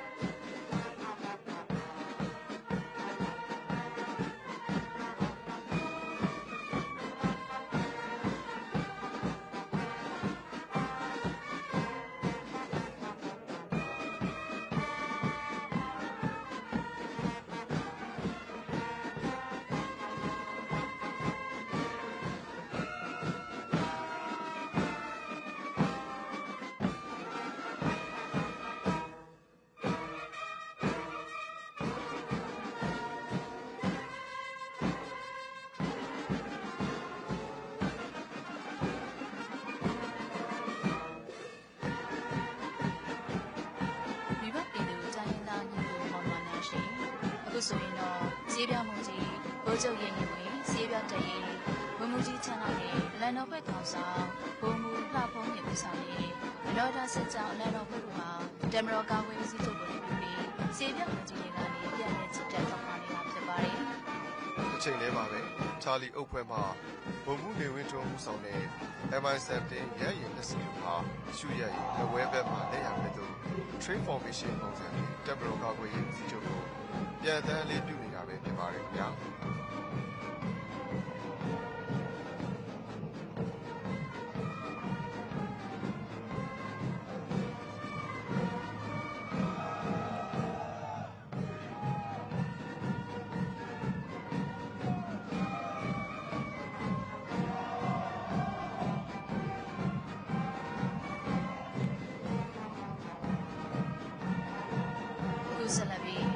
စစ်ကြောင်းတရင်ကိုဘုံမူကြီးနောင်နဲ့တပ်ဖွဲ့ကိုဒုတိယဘုံမူကြီးဝင်းစင်ကိုဆောင်တဲ့လေကြောင်းရဲ့ကာကွယ်ရေးတပ်ဖွဲ့အရာရှိချုပ်ရောကိုစားပြုစီးပြတပ်ဖွဲ့ဟာတမတော်ကာကွယ်ရေးစီးချုပ်ကိုလေးပြီးစီးပြကိုကြီးတွေကနေပြန်လည်ချစ်တက်တော့ဖြစ်ပါတယ်ဆက်လက်ပြီးတပ်ဖွဲ့ကိုဒုတိယဘုံမူကြီးအောင်ခိုင်ဦးဆောင်တဲ့ဇက်သွေးညွှန်ကြားရေးမှူးရုံးကိုစားပြုစီးပြတပ်ဖွဲ့ဟာတမတော်ကာကွယ်ရေးစီးချုပ်ကိုလေးပြီးပြန်လည်ချစ်တက်ထွက်ပေါ်နေတာဖြစ်ပါတယ်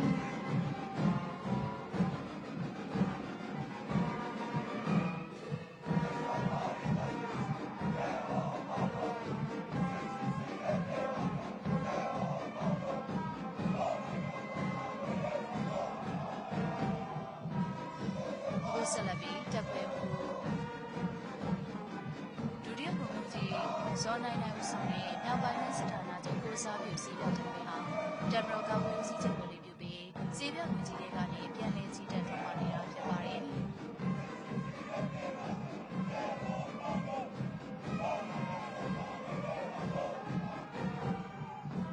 ကိုဆက်လက်ပြီးတက်ခွဲမှုဒုတိယဗိုလ်မှူးကြီးစာခွန်ဦးဆောင်တဲ့အရှေ့လေပိုင်းတိုင်းစစ်ဌာနချုပ်ကိုစားပြုစီးပြတက်ခွဲဟာတပ်မတော်ကာကွယ်ရေးဦးစီးချုပ်ကိုလေးပြုပြီးစီးပြဝင်ကြီးတွေကနေပြန်လည်ကြီးတက်ထွက်ပေါ်နေတာဖြစ်ပါတယ်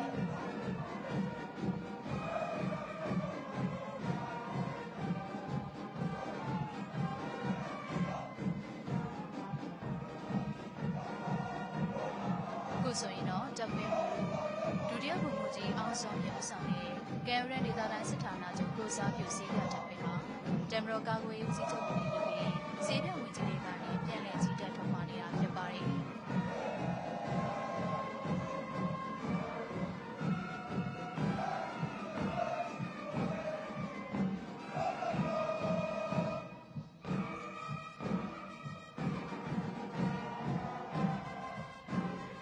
အခုဆက်လက်ပြီး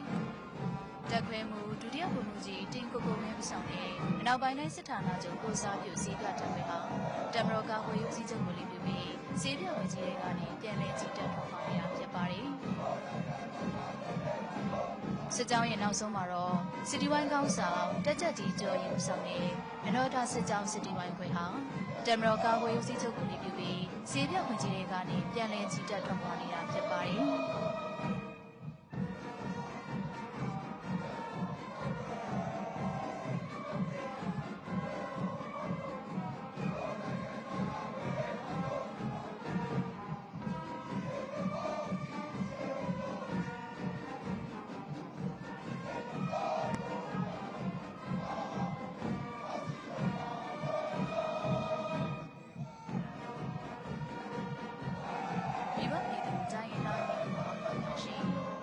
ဆက်လက်ပြင်တွေ့နေရတာကတော့လန်တော်ဘက်ကောင်ဆောင်ဘုံမူဆိုးသူအောင်ဆောင်နေ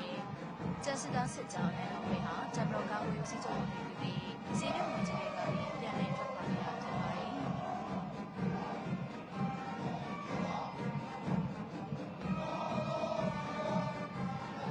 အခုဆိုရင်တော့ဒေတာဥပမာဘုံမူပြမဲပိုင်ဆောင်နေMI2M ရဲ့ရည်စည်မှာရှုရည်လက်ဝဲဘက်မှာလည်းပဲလို့ trade formation ပုံစံဖြင့်တပ်မတော်ကာကွယ်ရေးဦးစီးချုပ်ကိုပြန်တန်းလေးပြုသွားတာလည်းဖြစ်ပါတယ်ခင်ဗျာ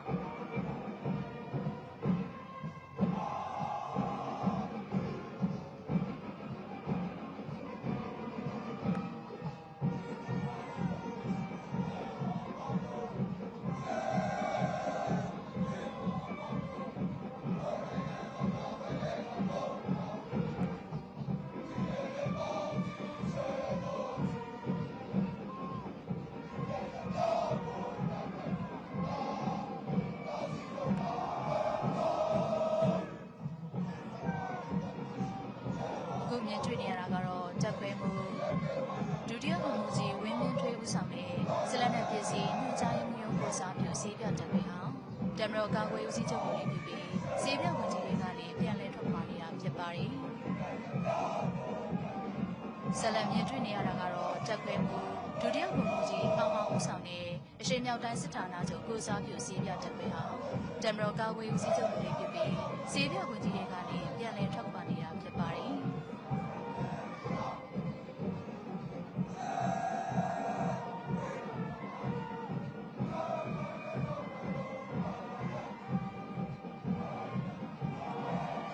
ဆက်လက်ပြီးတက်ခွဲမှု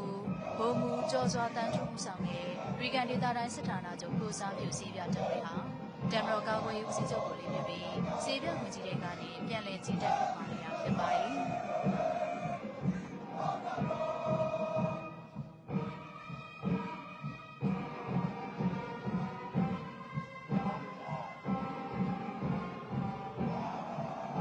ဆက်လက်ပြီးတက်ခွဲမှုဒုတိယဗိုလ်မှူးကြီးစောစောထွန်းဦးဆောင်တဲ့ရန်ကုန်တိုင်းစစ်ဌာနချုပ်ကိုစားပြုစီးပြတပ်ခွဲဟာ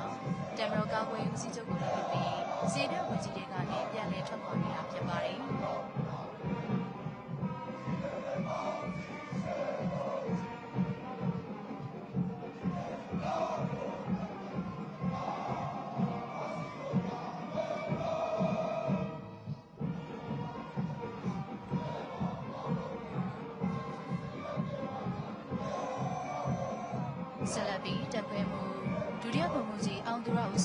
မြောက်တိုင်းစစ်ဌာနချုပ်ကိုစားပြုစီးပြတက်ခွေဟာတမတော်ကာကွယ်ဦးစီးချုပ်ကိုလေးပြုပြီးစီးပြဝင်ကြီးတွေကနေပြန်လည်ထွက်ခွာနေတာဖြစ်ပါတယ်။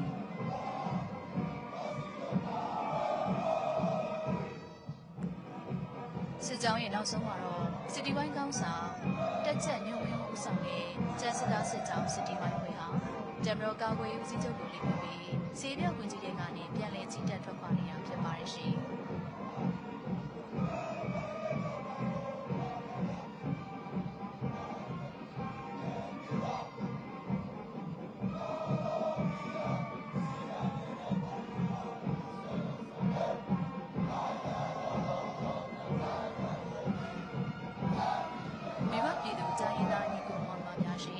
ဆက်လက်မြင်တွေ့နေရတာကတော့အလံတော်ဘက်ကောင်းဆောင်ဘုံမူဟိန်းစရာဦးဆောင်တဲ့ရေနောင်စစ်ကြောင်းအလံတော်ဘက်ဟာတမတော်ကာကွယ်ဦးစီးချုပ်ကိုလေးပြုပြီးဈေးပြောက်ဝင်ကြီးတွေကနေပြန်လည်ထွက်ခွာနေတာဖြစ်ပါတယ်။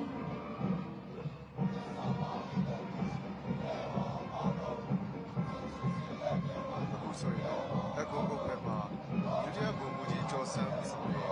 H125 ရရင်စတူဟာစုရဲ့လက်ဝဲဘက်မှာလည်းရတယ်လို့ Trade Formation ကိုလည်းတမတော်ကာကွယ်ရေးဦးစီးချုပ်ကိုပြန်တန်းလေးပြုသွားတာပဲဖြစ်ပါတယ်ခင်ဗျာ။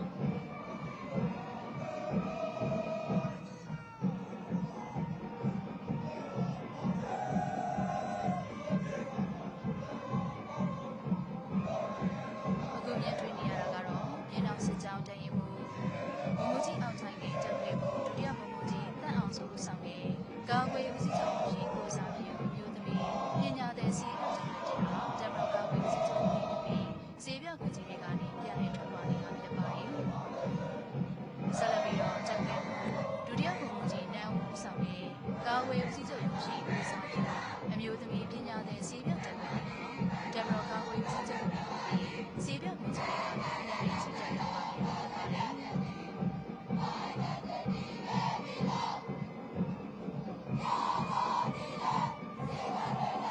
အခုမြင်တွေ့နေရတာကတော့တက်ခွေဒုတိယဘုံမူကြီးမိုးကျော်တဲ့ဦးဆောင်တဲ့ကာကွယ်ဦးစီးချုပ်ရုံးရှိကိုစားပြုစီးပွားတက်ခွေတမတော်ကာကွယ်ဦးစီးချုပ်ကိုဈေးပြောက်ဝင်ကြီးတွေကနေပြန်လည်ထွက်ခွာနေတာဖြစ်ပါတယ်။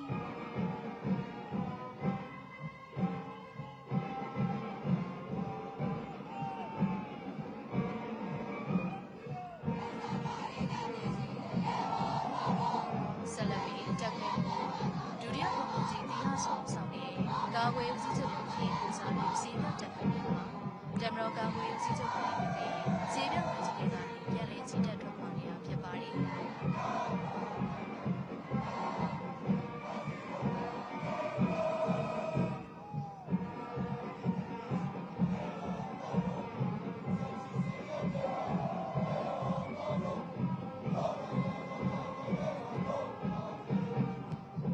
ဆက်လက်ပြီးတက်ခွေဒုတိယဘုံမူကြီးမောင်မောင်ဦးဆောင်တဲ့ကာကွယ်ဦးစီးချုပ်ရုံးရှိကိုစားပြုစီးပြောက်တက်ခွေမှာတမတော်ကာကွယ်ဦးစီးချုပ်ကိုလေးပြုပြီးဈေးပြောက်ဝင်ကြီးတွေကနေပြန်လည်ထွက်ခွာနေတာဖြစ်ပါတယ်။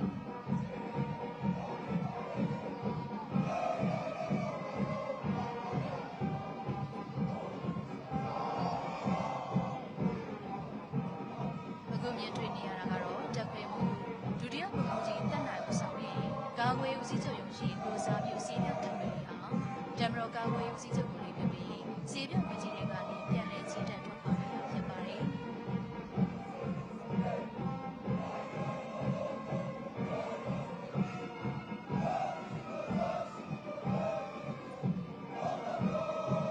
စစ်ကြောင်းရဲ့နောက်ဆုံးမှာတော့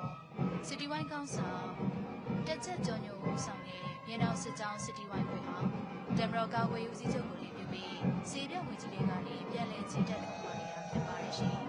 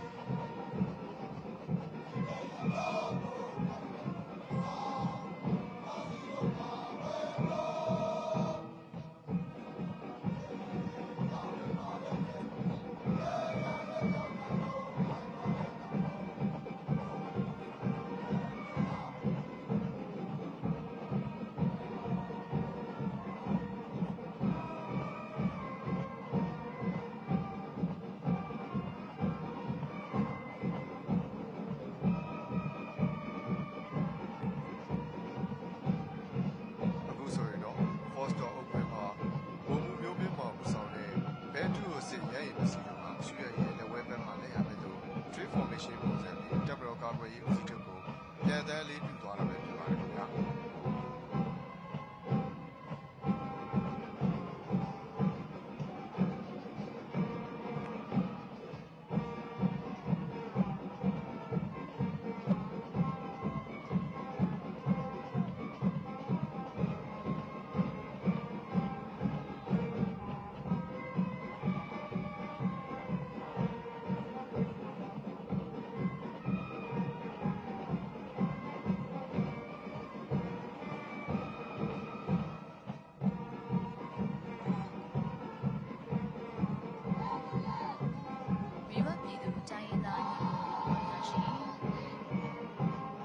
ဆက်လက်ပြင်တွေ့နေရတာကတော့အလံတော်ဘက်ကောင်ဆောင်ဘုံမူဒေါ်ဆွေနဲ့ဝင်ဆောင်နေတဲ့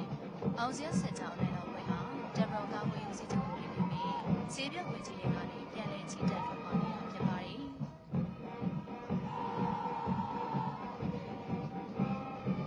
အလံတော်ဘက်ရဲ့နောက်မှာတော့အောင်စရဆက်ချောင်းစစ်ကြောင်းဘုံချုပ်စောမင်းထက်နဲ့တပ်ခွဲမှုဘုံမူဒေါ်ရွက်ရင်တွေဦးဆောင်နေအောင်စရစစ်ကြောင်းကိုတပ်ခွဲကာဝေးဦးစီးချုပ်ရုံးကြီးကိုစားပြုအမျိုးသမီးတက်တက်ကြီးစီရေးဆေးပြတပ်ခွဲဟာတမတော်ကာဝေးဦးစီးချုပ်ကိုပြုပြီးဆေးပြဝင်ကြီးတွေကနေပြန်လည်ထွက်ခွာနေတာဖြစ်ပါတယ်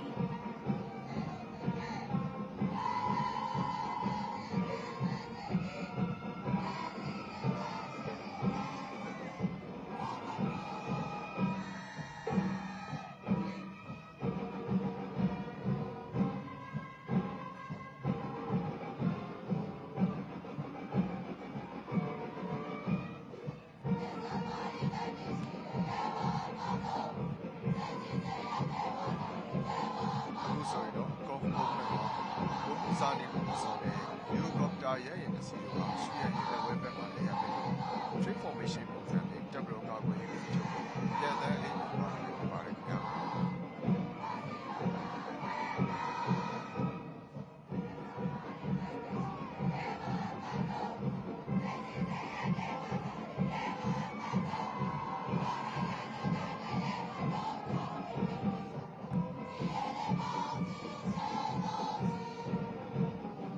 ဆက်လက်ပြီးတပ်ခွဲမှုဘုံမူဒေါ်အေးမောင်ဆောင်ပြီးကာဝေးဦးစီးချုပ်ရုံးကြီးကိုစားပြုလုပ်ပြီးတက်ချက်စီစီဆေးပြတပ်ခွဲလေးဟာတပ်မတော်ကာဝေးဦးစီးချုပ်ကိုနေပြီးဆေးပြဝင်ကြီးတွေကနေပြန်လည်ထွက်ပေါ်နေတာဖြစ်ပါတယ်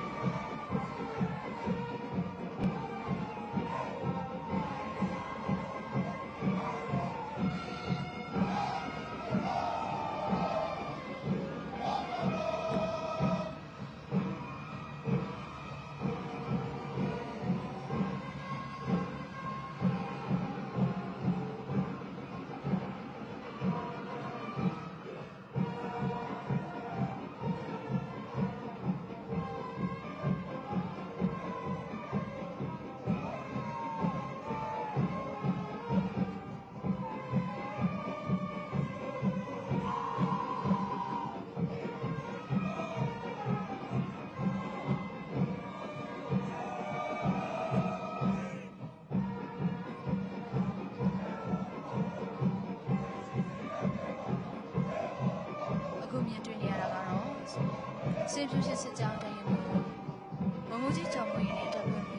ဒုတိယဘုံမူကြီးအောင်အောင်ဦးဆောင်တဲ့ကာဝေဦးစီးချုပ်ရုံးလေးကိုဆောင်ပြီးမျိုးသမီးပညာသည်စီးပြထုတ်ပေးတဲ့ဟာတမတော်ကာဝေဦးစီးချုပ်ကိုလည်းပြုပြီးစီးပြဝင်ကြီးတွေကနေပြန်လဲထွက်ခွာနေတာဖြစ်ပါတယ်ဆက်လက်ပြီးတော့တပ်ဖွဲ့မှုဒုတိယဘုံမူကြီးစောစောဦးဆောင်တဲ့ကာဝေဦးစီးချုပ်ရုံးလေးကိုဆောင်ပြီးအမျိုးသမီးပညာသည်စီးပြထုတ်ပေးတဲ့ဟာတမတော်ကာဝေဦးစီးချုပ်ကိုလည်းပြုပြီးစီးပြဝင်ကြီးတွေကနေပြန်လဲထွက်ခွာနေတာဖြစ်ပါတယ်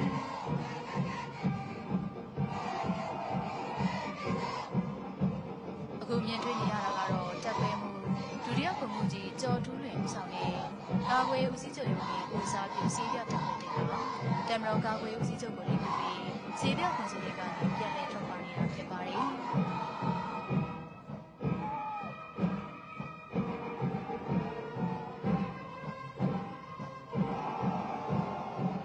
ဆက်လက်ပြီးတပ်ပွဲမှုဒုတိယဘုံမှုကြီးမျိုးထက်ဝင်ဦးဆောင်တဲ့ကာကွယ်ဦးစီးချုပ်ရုံးလေးကိုစားပြုစီးပြတပ်ပွဲပြီးတမတော်ကာကွယ်ဦးစီးချုပ်ကိုလည်းပြုပြီးစီးပြဝင်ကြီးတွေကနေပြန်လည်ကြီးတက်ထွက်ခွာနေတာဖြစ်ပါတယ်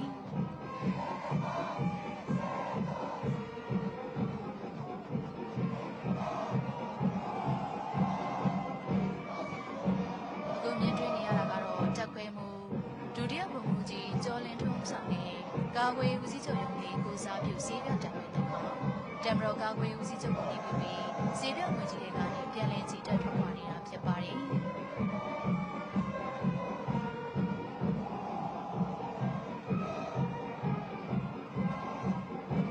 အခုမြင်တွေ့နေရတာကတော့တပ်ခွဲမှုဒုတိယဘုံမှုကြီးတက်နိုင်ဦးဆောင်တဲ့ကာကွယ်ဦးစီးချုပ်ရုံးလေးကိုစားပြုစီးပြတပ်ခွဲတွေဟာတမတော်ကာကွယ်ဦးစီးချုပ်ကိုလည်းပြုပြီးစီးပြဝင်ကြီးတွေကနေပြန်လည်ထွက်ခွာနေတာဖြစ်ပါတယ်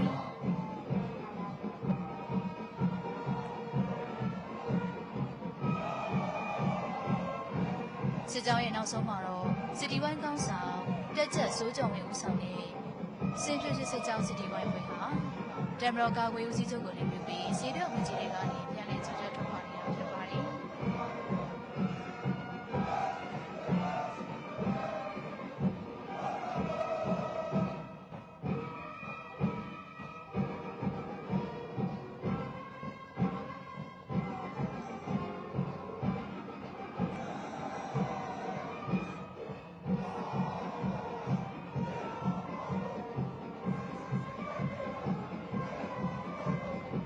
ပြည်သူတိုင်းရင်းသားညီကိုမောင်ပါများရှင်အခုဆိုရင်တော့ Boston Open မှာပုံမှုမျိုးလေးပါဆောင်တဲ့ဘဲကျူစစ်ရဲရင်စီမှာကျူရဲရင်ရှင်းတဲ့ပုံရောက်က National Formation ပုံစံဖြင့်တမတော်ကာကွယ်ရေးဦးစီးချုပ်ကိုဒုတိယအကြိမ်ပြန်တန်းလေးပြုသွားတာပဲဖြစ်ပါတယ်ခင်ဗျာ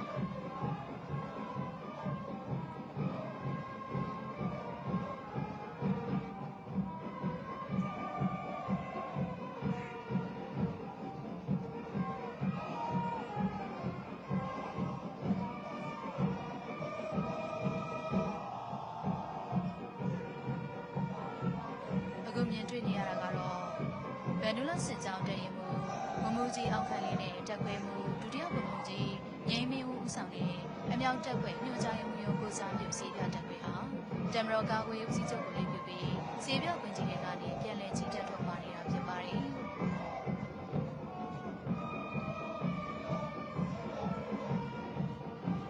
ဆက်လက်ပြီးတက်ခွဲမှုဒုတိယဘုံမူကြီးထွန်းကျော်ဦးဆောင်တဲ့PS နဲ့စက်မှုအင်ဂျင်နီယာညွှန်ကြားရေးမှူးရုံးကိုစားပြုစီးပြတက်ခွဲဟာတမတော်ကာကွယ်ဦးစီးချုပ်ကိုလည်းပြုပြီးစီးပြဝင်ကြီးတွေကနေပြန်လည်ကြီးတက်ထွက်ခွာနေတာဖြစ်ပါတယ်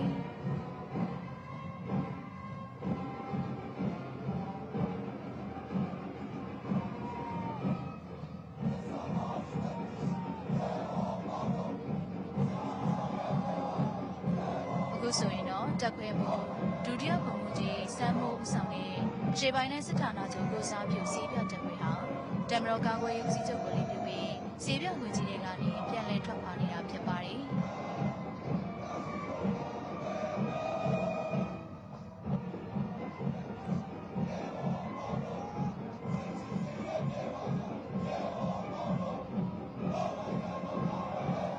အခုမြင်တွေ့နေရတာကတော့တက်ခွဲမှုဒုတိယဘုံမူကြီးခိုင်စိုးတန်ဦးဆောင်တဲ့ရှေ့တောင်တိုင်းစစ်ဌာနချုပ်ကိုစားပြုစီးပြတက်ခွဲဟာတ တမတော်ကာကွယ်ဦးစီးချုပ်ကိုလည်းပြုပြီးစေပြဝင်ကြီးတွေကနေပြန်လည်ကြီးတက်ထွက်ပေါ်နေတာဖြစ်ပါတယ်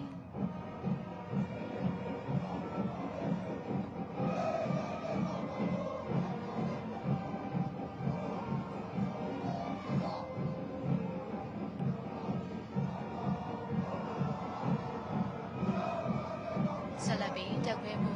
ဒုတိယဗိုလ်မှူးကြီးဇော်ရဲနိုင်ဦးဆောင်တဲ့နောက်တောင်တိုင်းစစ်ဌာနချုပ်ကိုစားပြုစေပြတက်ခွဲဟာတမတော်ကာကွယ်ဦးစီးချုပ်ကိုလည်းပြုပြီးစေပြဝင်ကြီးတွေကနေပြန်လည်ကြီးတက်ထွက်ပေါ်နေတာဖြစ်ပါတယ်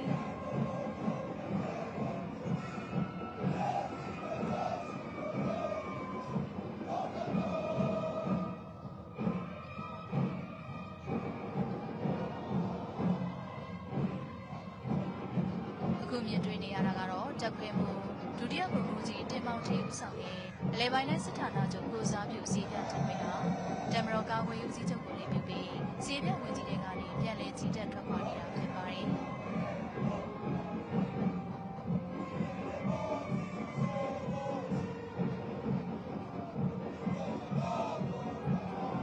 စစ်ကြောင်းရဲ့နောက်ဆုံးမှာတော့စစ်တီဝိုင်းကောင်းဆောင်တက်ကြကြီးမြန်စုဆောင်တဲ့ဗန်ဒူလာစစ်ကြောင်းစစ်တီဝိုင်းဖွဲ့ဟာတမတော်ကာကွယ်ဦးစီးချုပ်ကိုလည်းပြုပြီးစေပြဝင်ကြီးတွေကနေပြန်လည်ကြီးတက်ထွက်ပေါ်နေတာဖြစ်ပါတယ်ရှင်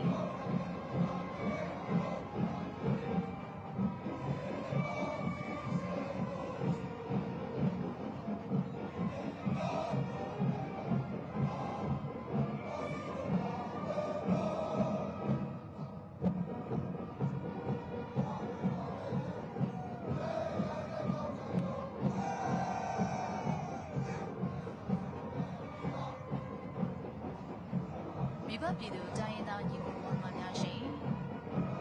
အခုမြင်တွေ့နေရတာကတော့လန်တော်ဘက်ကောင်းဆောင်ရဲမှုခင်စော်ဝင်းဦးဆောင်တဲ့အောင်ဆန်းဆက်ကြောင်းလန်တော်ဘက်ဟာတမတော်ကာကွယ်ဦးစီးချုပ်ကိုလည်းပြုပြီးစေပြဝင်ကြီးတွေကနေပြန်လည်ကြီးတက်ထွက်ပေါ်နေတာဖြစ်ပါတယ်အခုဆိုရင်တော့ကော့ကော့ဘက်မှာဘုံမှုစာနေကိုဆောင်တဲ့ယူရိုကော်ပတာရဲ့ရေပစ္စည်းတွေကရှူရရဲ့ရှေ့ညာ45ကီလိုမီတာဝင်ရောက်က National Formation Project ရဲ့တမတော်ကာကွယ်ရေးဦးစီးချုပ်ကိုဒုတိယအကြိမ်ပြန်တန်းအလေးပြုလုပ်ပါတယ်ဗျာ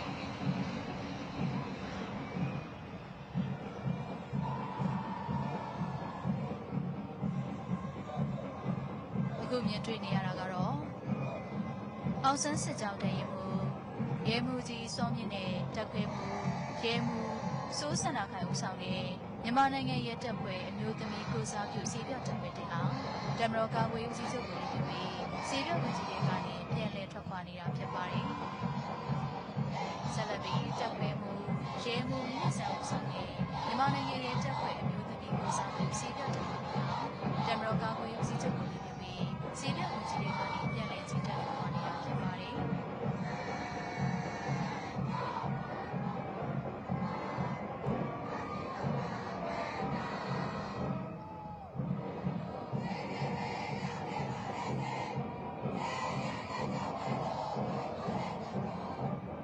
မြင်တွေ့နေရတာကတော့တက်ခွဲမှုဒုတိယရဲမှုကြီးညီညီထွန်းဆောင်တဲ့မြန်မာနိုင်ငံရဲတပ်ဖွဲ့ကိုစားပြုစီးပြတက်ခွဲတဲ့ဟာတမတော်ကာကွယ်ဦးစီးချုပ်ကိုလည်းပဲပြီးစီးပြဝင်ကြီးတွေကနေပြန်လည်ကြီးတက်ထွက်ပါနေတာဖြစ်ပါတယ်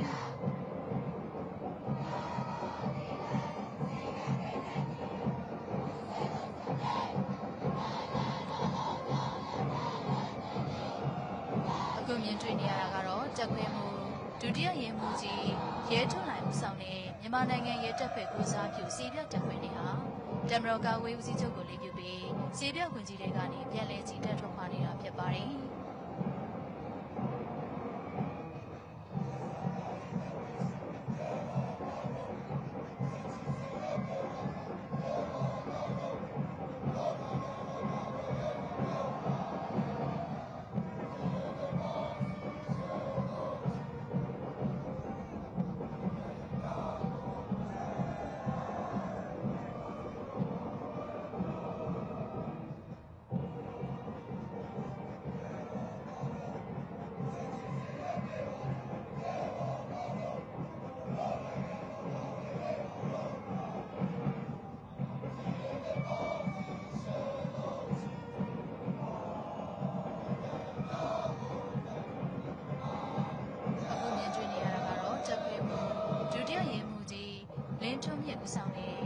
နိုင်ငံရဲ့တပ်ဖွဲ့ကိုစားပြုစီးပြတပ်ဖွဲ့တွေဟာတမတော်ကာကွယ်ဦးစီးချုပ်ကိုလေးပြုပြီးစီးပြဝင်ကြီးတွေကနေပြန်လည်ထွက်ခွာနေတာဖြစ်ပါတယ်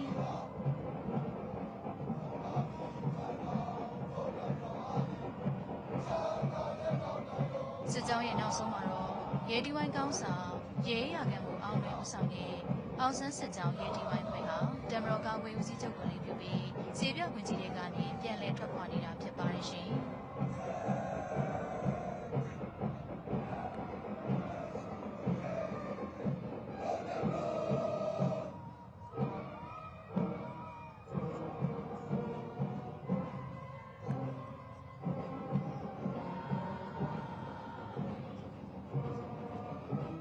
အခုမြင်တွေ့နေရတာကတော့တက်ခွဲမှု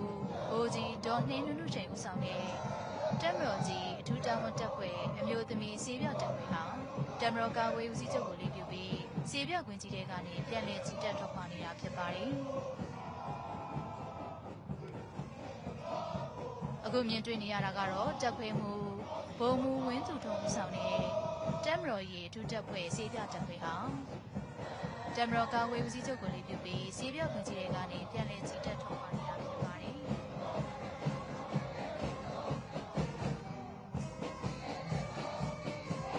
အခုမြင်တွေ့နေရတာကတော့စစ်တီပိုင်းကောင်းဆောင်ဒုတိယရာခံမှုဇော်သူဝင်းဦးဆောင်တဲ့လေးပလွေတီဝိုင်းဖွဲ့ဟာတမတော်ကာဝေးဦးစီးချုပ်ကိုလေးပြုပြီးစီးပြောက်ခွင့်ကြီးတွေကနေပြန်လည်ချီတက်ထွက်ခွာနေတာဖြစ်ပါတယ်။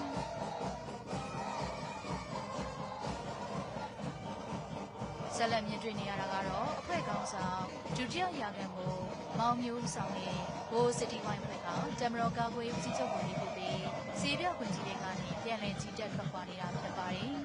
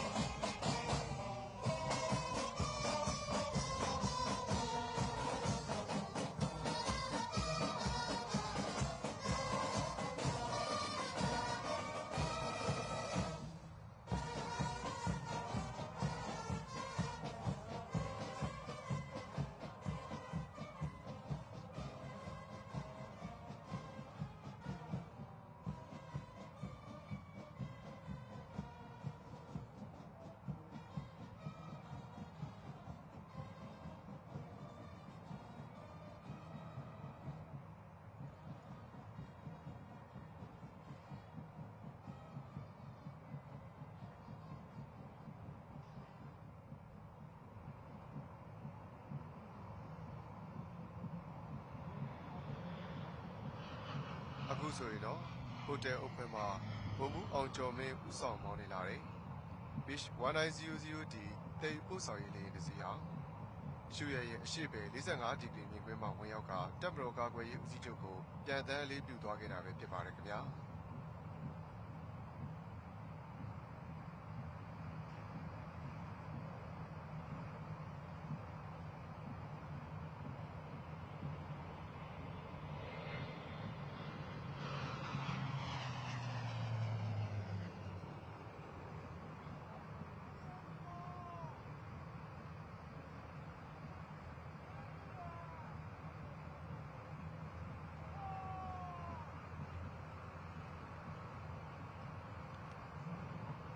အခုမြင်တွေ့နေရတာကတော့ရဲနည်းစစ်ကြောင်းမှုဗိုလ်မှူးချုပ်ဝင်လျောင်းနဲ့တပ်ခွဲမှုဒုတိယဗိုလ်မှူးကြီးဝင်းထက်ခိုင်ဦးဆောင်တဲ့အမြောက်တပ်ဖွဲ့ညွှန်ကြားရေးမှူးရုံးကိုစားပြုရဲနည်းတပ်ဖွဲ့ဟာတမတော်ကာကွယ်ဦးစီးချုပ်ကိုလေးပြုပြီးစေပြောက်ခွင့်ကြီးတွေကနေပြန်လည်ချီတက်ထွက်ခွာနေတာဖြစ်ပါတယ်။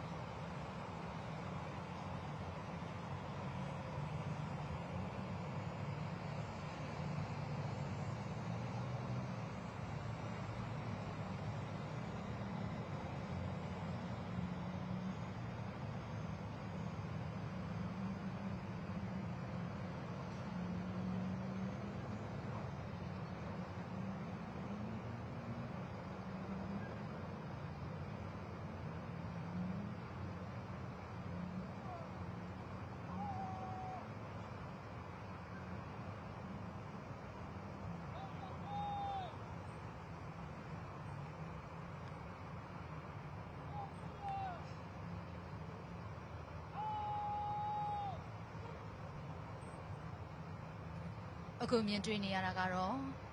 ရဲနျစစ်ကြောင်းတရင်မှုဘုံမူကြီးစောမျိုးထွန်းနဲ့တက်ခွဲမှုဒုတိယဘုံမူကြီးအောင်ကျော်စင်ဦးဆောင်တဲ့ဒုံတက်ခွဲညွှန်ကြားမှုရုံးကိုစားပြုရဲနျတက်ခွဲဟာ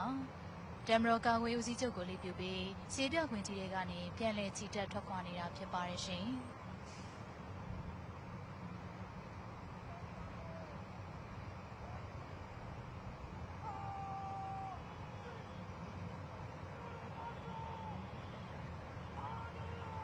အခုဆိုရင်တော့ဟိုတယ်အုပ်ဖွဲ့မှာဗိုလ်ကြီးကျော်ရဲရင်ဥဆောင်ပေါင်းနေလာတဲ့ Beach 1900T တေယူပို့ဆောင်ရေးနေစီဟာရှူရဲရဲ့အရှိအများ45တီဗီခွဲပေါင်း2ယောက်ကတက်မတော်ကာကွယ်ရေးဦးစီးချုပ်ကိုပြန်တန်းလေးပြုသွားတာပဲဖြစ်ပါတယ်ခင်ဗျာ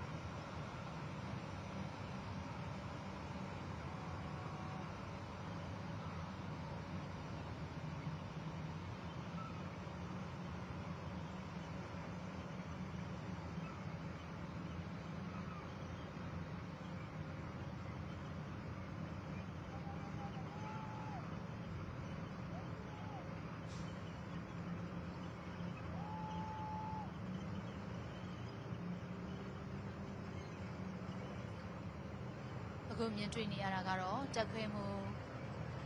ဒုတိယဘုံမူကြီးနန္ဒအောင်အေးဦးဆောင်တဲ့တန်ချက်ကရန်ရတက်ခွဲညွှန်ကြားရေးမှူးရုံးကိုစားပြုရန်ရတက်ခွဲဟာ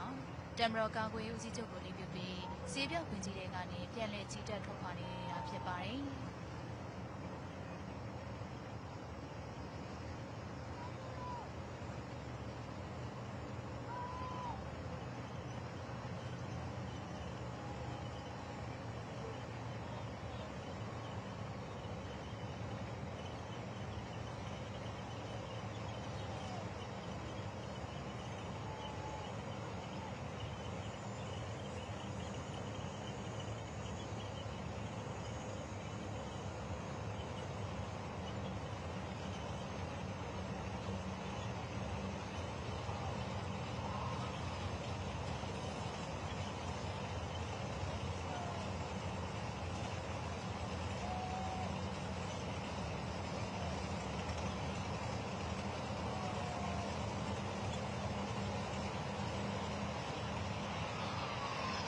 ဆိုရင်တော့အိန္ဒိယအုပ်ဖွဲ့မှာဘုံမူတန်းနိုင်ဥဆောင်ပေါင်းနေလာတဲ့အိန္ဒိယစပီတူတေယူပို့ဆောင်ရေးနေစီဟာရှူရဲရဲ့ရှေ့တဲ့မှာဝင်ရောက်တာတက်မတော်ကာကွယ်ရေးဦးစီးချုပ်ကိုပြန်တန်းအလေးပြုသွားတာပဲဖြစ်ပါတယ်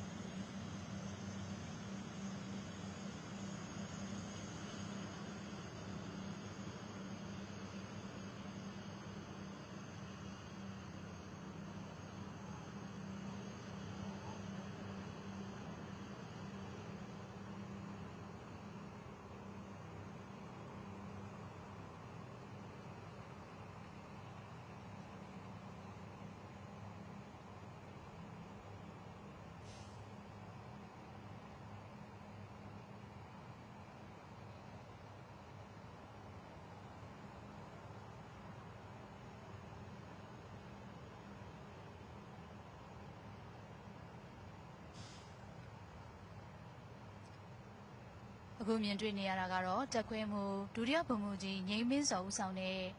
လေကြောင်းရန်ကာကွယ်ရေးတပ်ဖွဲ့အရာရှိချုပ်ရုံကိုစားပြုရန်ရတပ်ခွဲဟာ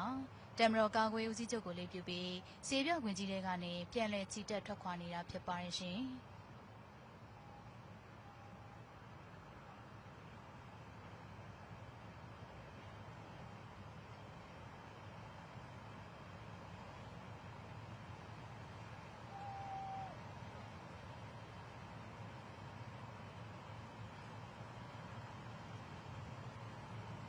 အခုဆိုရင်တော့ကီလိုအုပ်ခွဲမှာဒုတိယဗိုလ်မှူးကြီးကျော်စရာမင်းဦးဆောင်တဲ့ SU-30 SME တိုက်လေယာဉ်3စီးတို့ဟာရှုရက်ရဲ့အရှိပဲ45ဒီဂရီမြင်ကွင်းမှာဝင်ရောက်က Echelon Formation ပုံစံဖြင့်တမတော်ကာကွယ်ရေးဦးစီးချုပ်ကိုပြန်တန်းလေးယူသွားတာဖြစ်ပါတယ်ခင်ဗျာ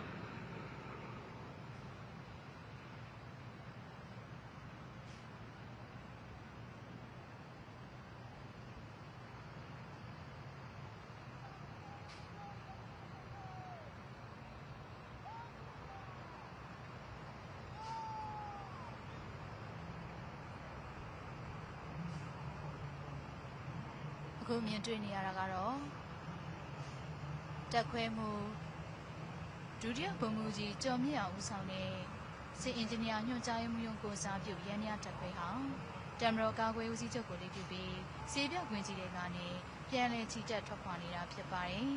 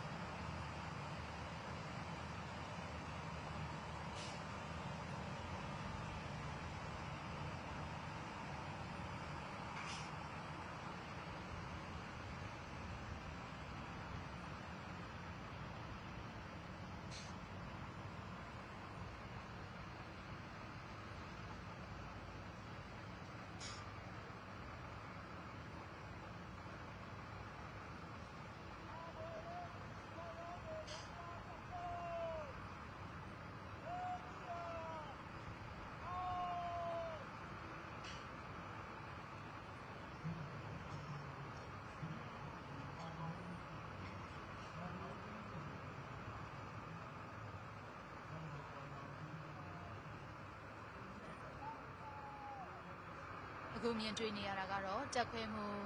ဒုတိယဗိုလ်မှူးကြီးအောင်မျိုးဝင်းဦးဆောင်တဲ့ကာကွယ်ဦးစီးချုပ်ရုံးရှိကိုစားပြုရန်ရတက်ခွဲဟာတမတော်ကာကွယ်ဦးစီးချုပ်ကိုလေးပြုပြီးစေပြခွင်ကြီးတွေကနေပြန်လည်ချီတက်ထွက်ခွာနေတာဖြစ်ပါရဲ့ရှင်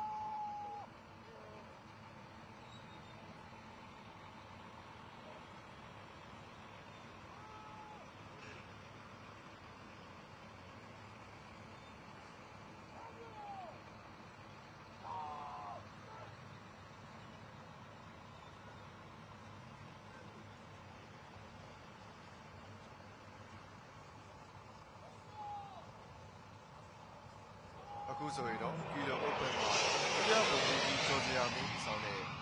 SU-30 SME တိုက်လေယာဉ်3စီးတို့ဟာပွဲကြည့်စဉ်တောင်မှရှုရက်ရှိသူပြန်တန်း၍ Flare မီးကြီးများပြစ်လို့ကတပ်မတော်ကာကွယ်ရေးဦးစီးချုပ်ကိုပြန်တန်းလေးပြုသွားတာပဲဖြစ်ပါတယ်ခင်ဗျာ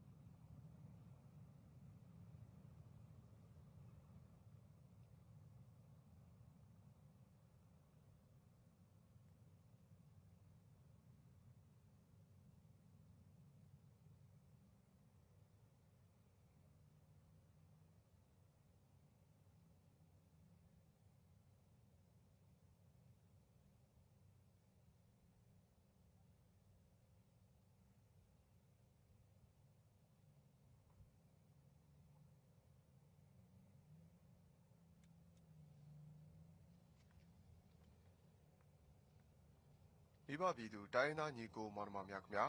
အခုဆိုရင်တော့82နှစ်မြောက်တပ်မတော်နှင့်စေးပြအခမ်းအနားကြီးအောင်မြင်စွာကျင်းပပြီးစီးသွားပြီဖြစ်တာကြောင့်နိုင်ငံတော်လုံခြုံရေးနှင့်အေဂျင့်တာယာရေးကော်မရှင်ဥက္ကဋ္ဌတပ်မတော်ကာကွယ်ရေးဦးစီးချုပ်ဗိုလ်ချုပ်မူကြီးတတိုးမဟာတရေစီသူတတိုးတီတီတုရမမင်းအောင်လှိုင်ဟာစေးပြအခမ်းအနားကြီးကျင်းပရာနေပြည်တော်စေးပြကွင်းကြီးတဲကနေပြန်လည်ထွက်ခွာသွားပြီပဲဖြစ်ပါတယ်ခင်ဗျာမိဘပြည်သူတိုင်းသားညီကိုမောင်နှမများခင်ဗျာဒီကနေ့2026ခုနှစ်မတ်လ29ရက်နေ့မှာကြာရောက်တဲ့82နှစ်မြောက်တပ်မတော်နှင့်စေးပြအခမ်းအနားကြီးမှာတော့အမျိုးသားရေးမူဝါဒဖြစ်သောဒုတာဝန်အရေးသုံးပါးကိုကာကွယ်စောင့်ရှောက်ပြီးဖွဲ့စည်းပုံအခြေခံဥပဒေပါအခြေခံမူများနဲ့အညီဒီမိုကရေစီလမ်းကြောင်းမှသွေဖယ်ရင်းရိုင်မသွားစေရတို့အတွင်နိုင်ငံတော်၏မြို့သားနိုင်ငံရေးဥဆောင်မှုအခမ်းကဏ္ဍ၌တပ်မတော်ကပါဝင်ထမ်းဆောင်ရေးနိုင်ငံတော်တည်ငြိမ်အေးချမ်းရေးတိုင်းရင်းသားစည်းလုံးညီညွတ်ရေးနှင့်နိုင်ငံတော်ဖွံ့ဖြိုးတိုးတက်ရေးအတွက်နိုင်ငံတော်အစိုးရပြည်သူလူထုနှင့်အတူလက်တွဲပြီးကြာရကဏ္ဍအသီးသီးမှကြိုးပမ်းဆောင်ရွက်ရေးစစ်မှန်ပြီးစည်းကမ်းပြည့်ဝသောပါတီစုံဒီမိုကရေစီလမ်းကြောင်းကိုရှောက်လန်းရာတွင်လက်နက်ကင်ပဋိပက္ခချုပ်ငြိမ်းရေးသည်ဗက္ကတိလိုအပ်ချက်ဖြစ်သည့်အတွက်တနိုင်ငံလုံးထာဝရငြိမ်းချမ်းရေးရရှိရေးဆောင်ရွက်ရာတွင်ဒုတာဝန်အရေးသုံးပါးကိုမသွေဖယ်ဘဲတနိုင်ငံလုံးပြစ်ခတ်တိုက်ခိုက်မှုရပ်စဲရေးသဘောတူစာချုပ် NCA ပါသဘောတူညီချက်များအပေါ်အခြေခံ၍ဖြစ်နိုင်သမျှအလေးထားဆောင်ရွက်ရေးတပ်မတော်ကို Standard Army ဖြစ်စေရေးတည်ဆောက်ရာတွင်လေးလာလေးကျင့်လိုက်နာဆိုသည့်တပ်မတော်၏လုပ်ငန်းစဉ်နဲ့အညီစွမ်းရည်သုံးရက်မြင့်မားစေရေးနှင့်ခေတ်မီနည်းပညာများအားထိရောက်စွာအသုံးပြုတတ်စေရေးစဉ်ဆက်မပြတ်တိုးတက်အောင်ဆောင်ရွက်ရေးဆိုတဲ့ဥတီချက်များနဲ့အောင်မြင်စွာကျင်းပပြီးစီးခဲ့ခြင်းပဲဖြစ်ပါတယ်ခင်ဗျာ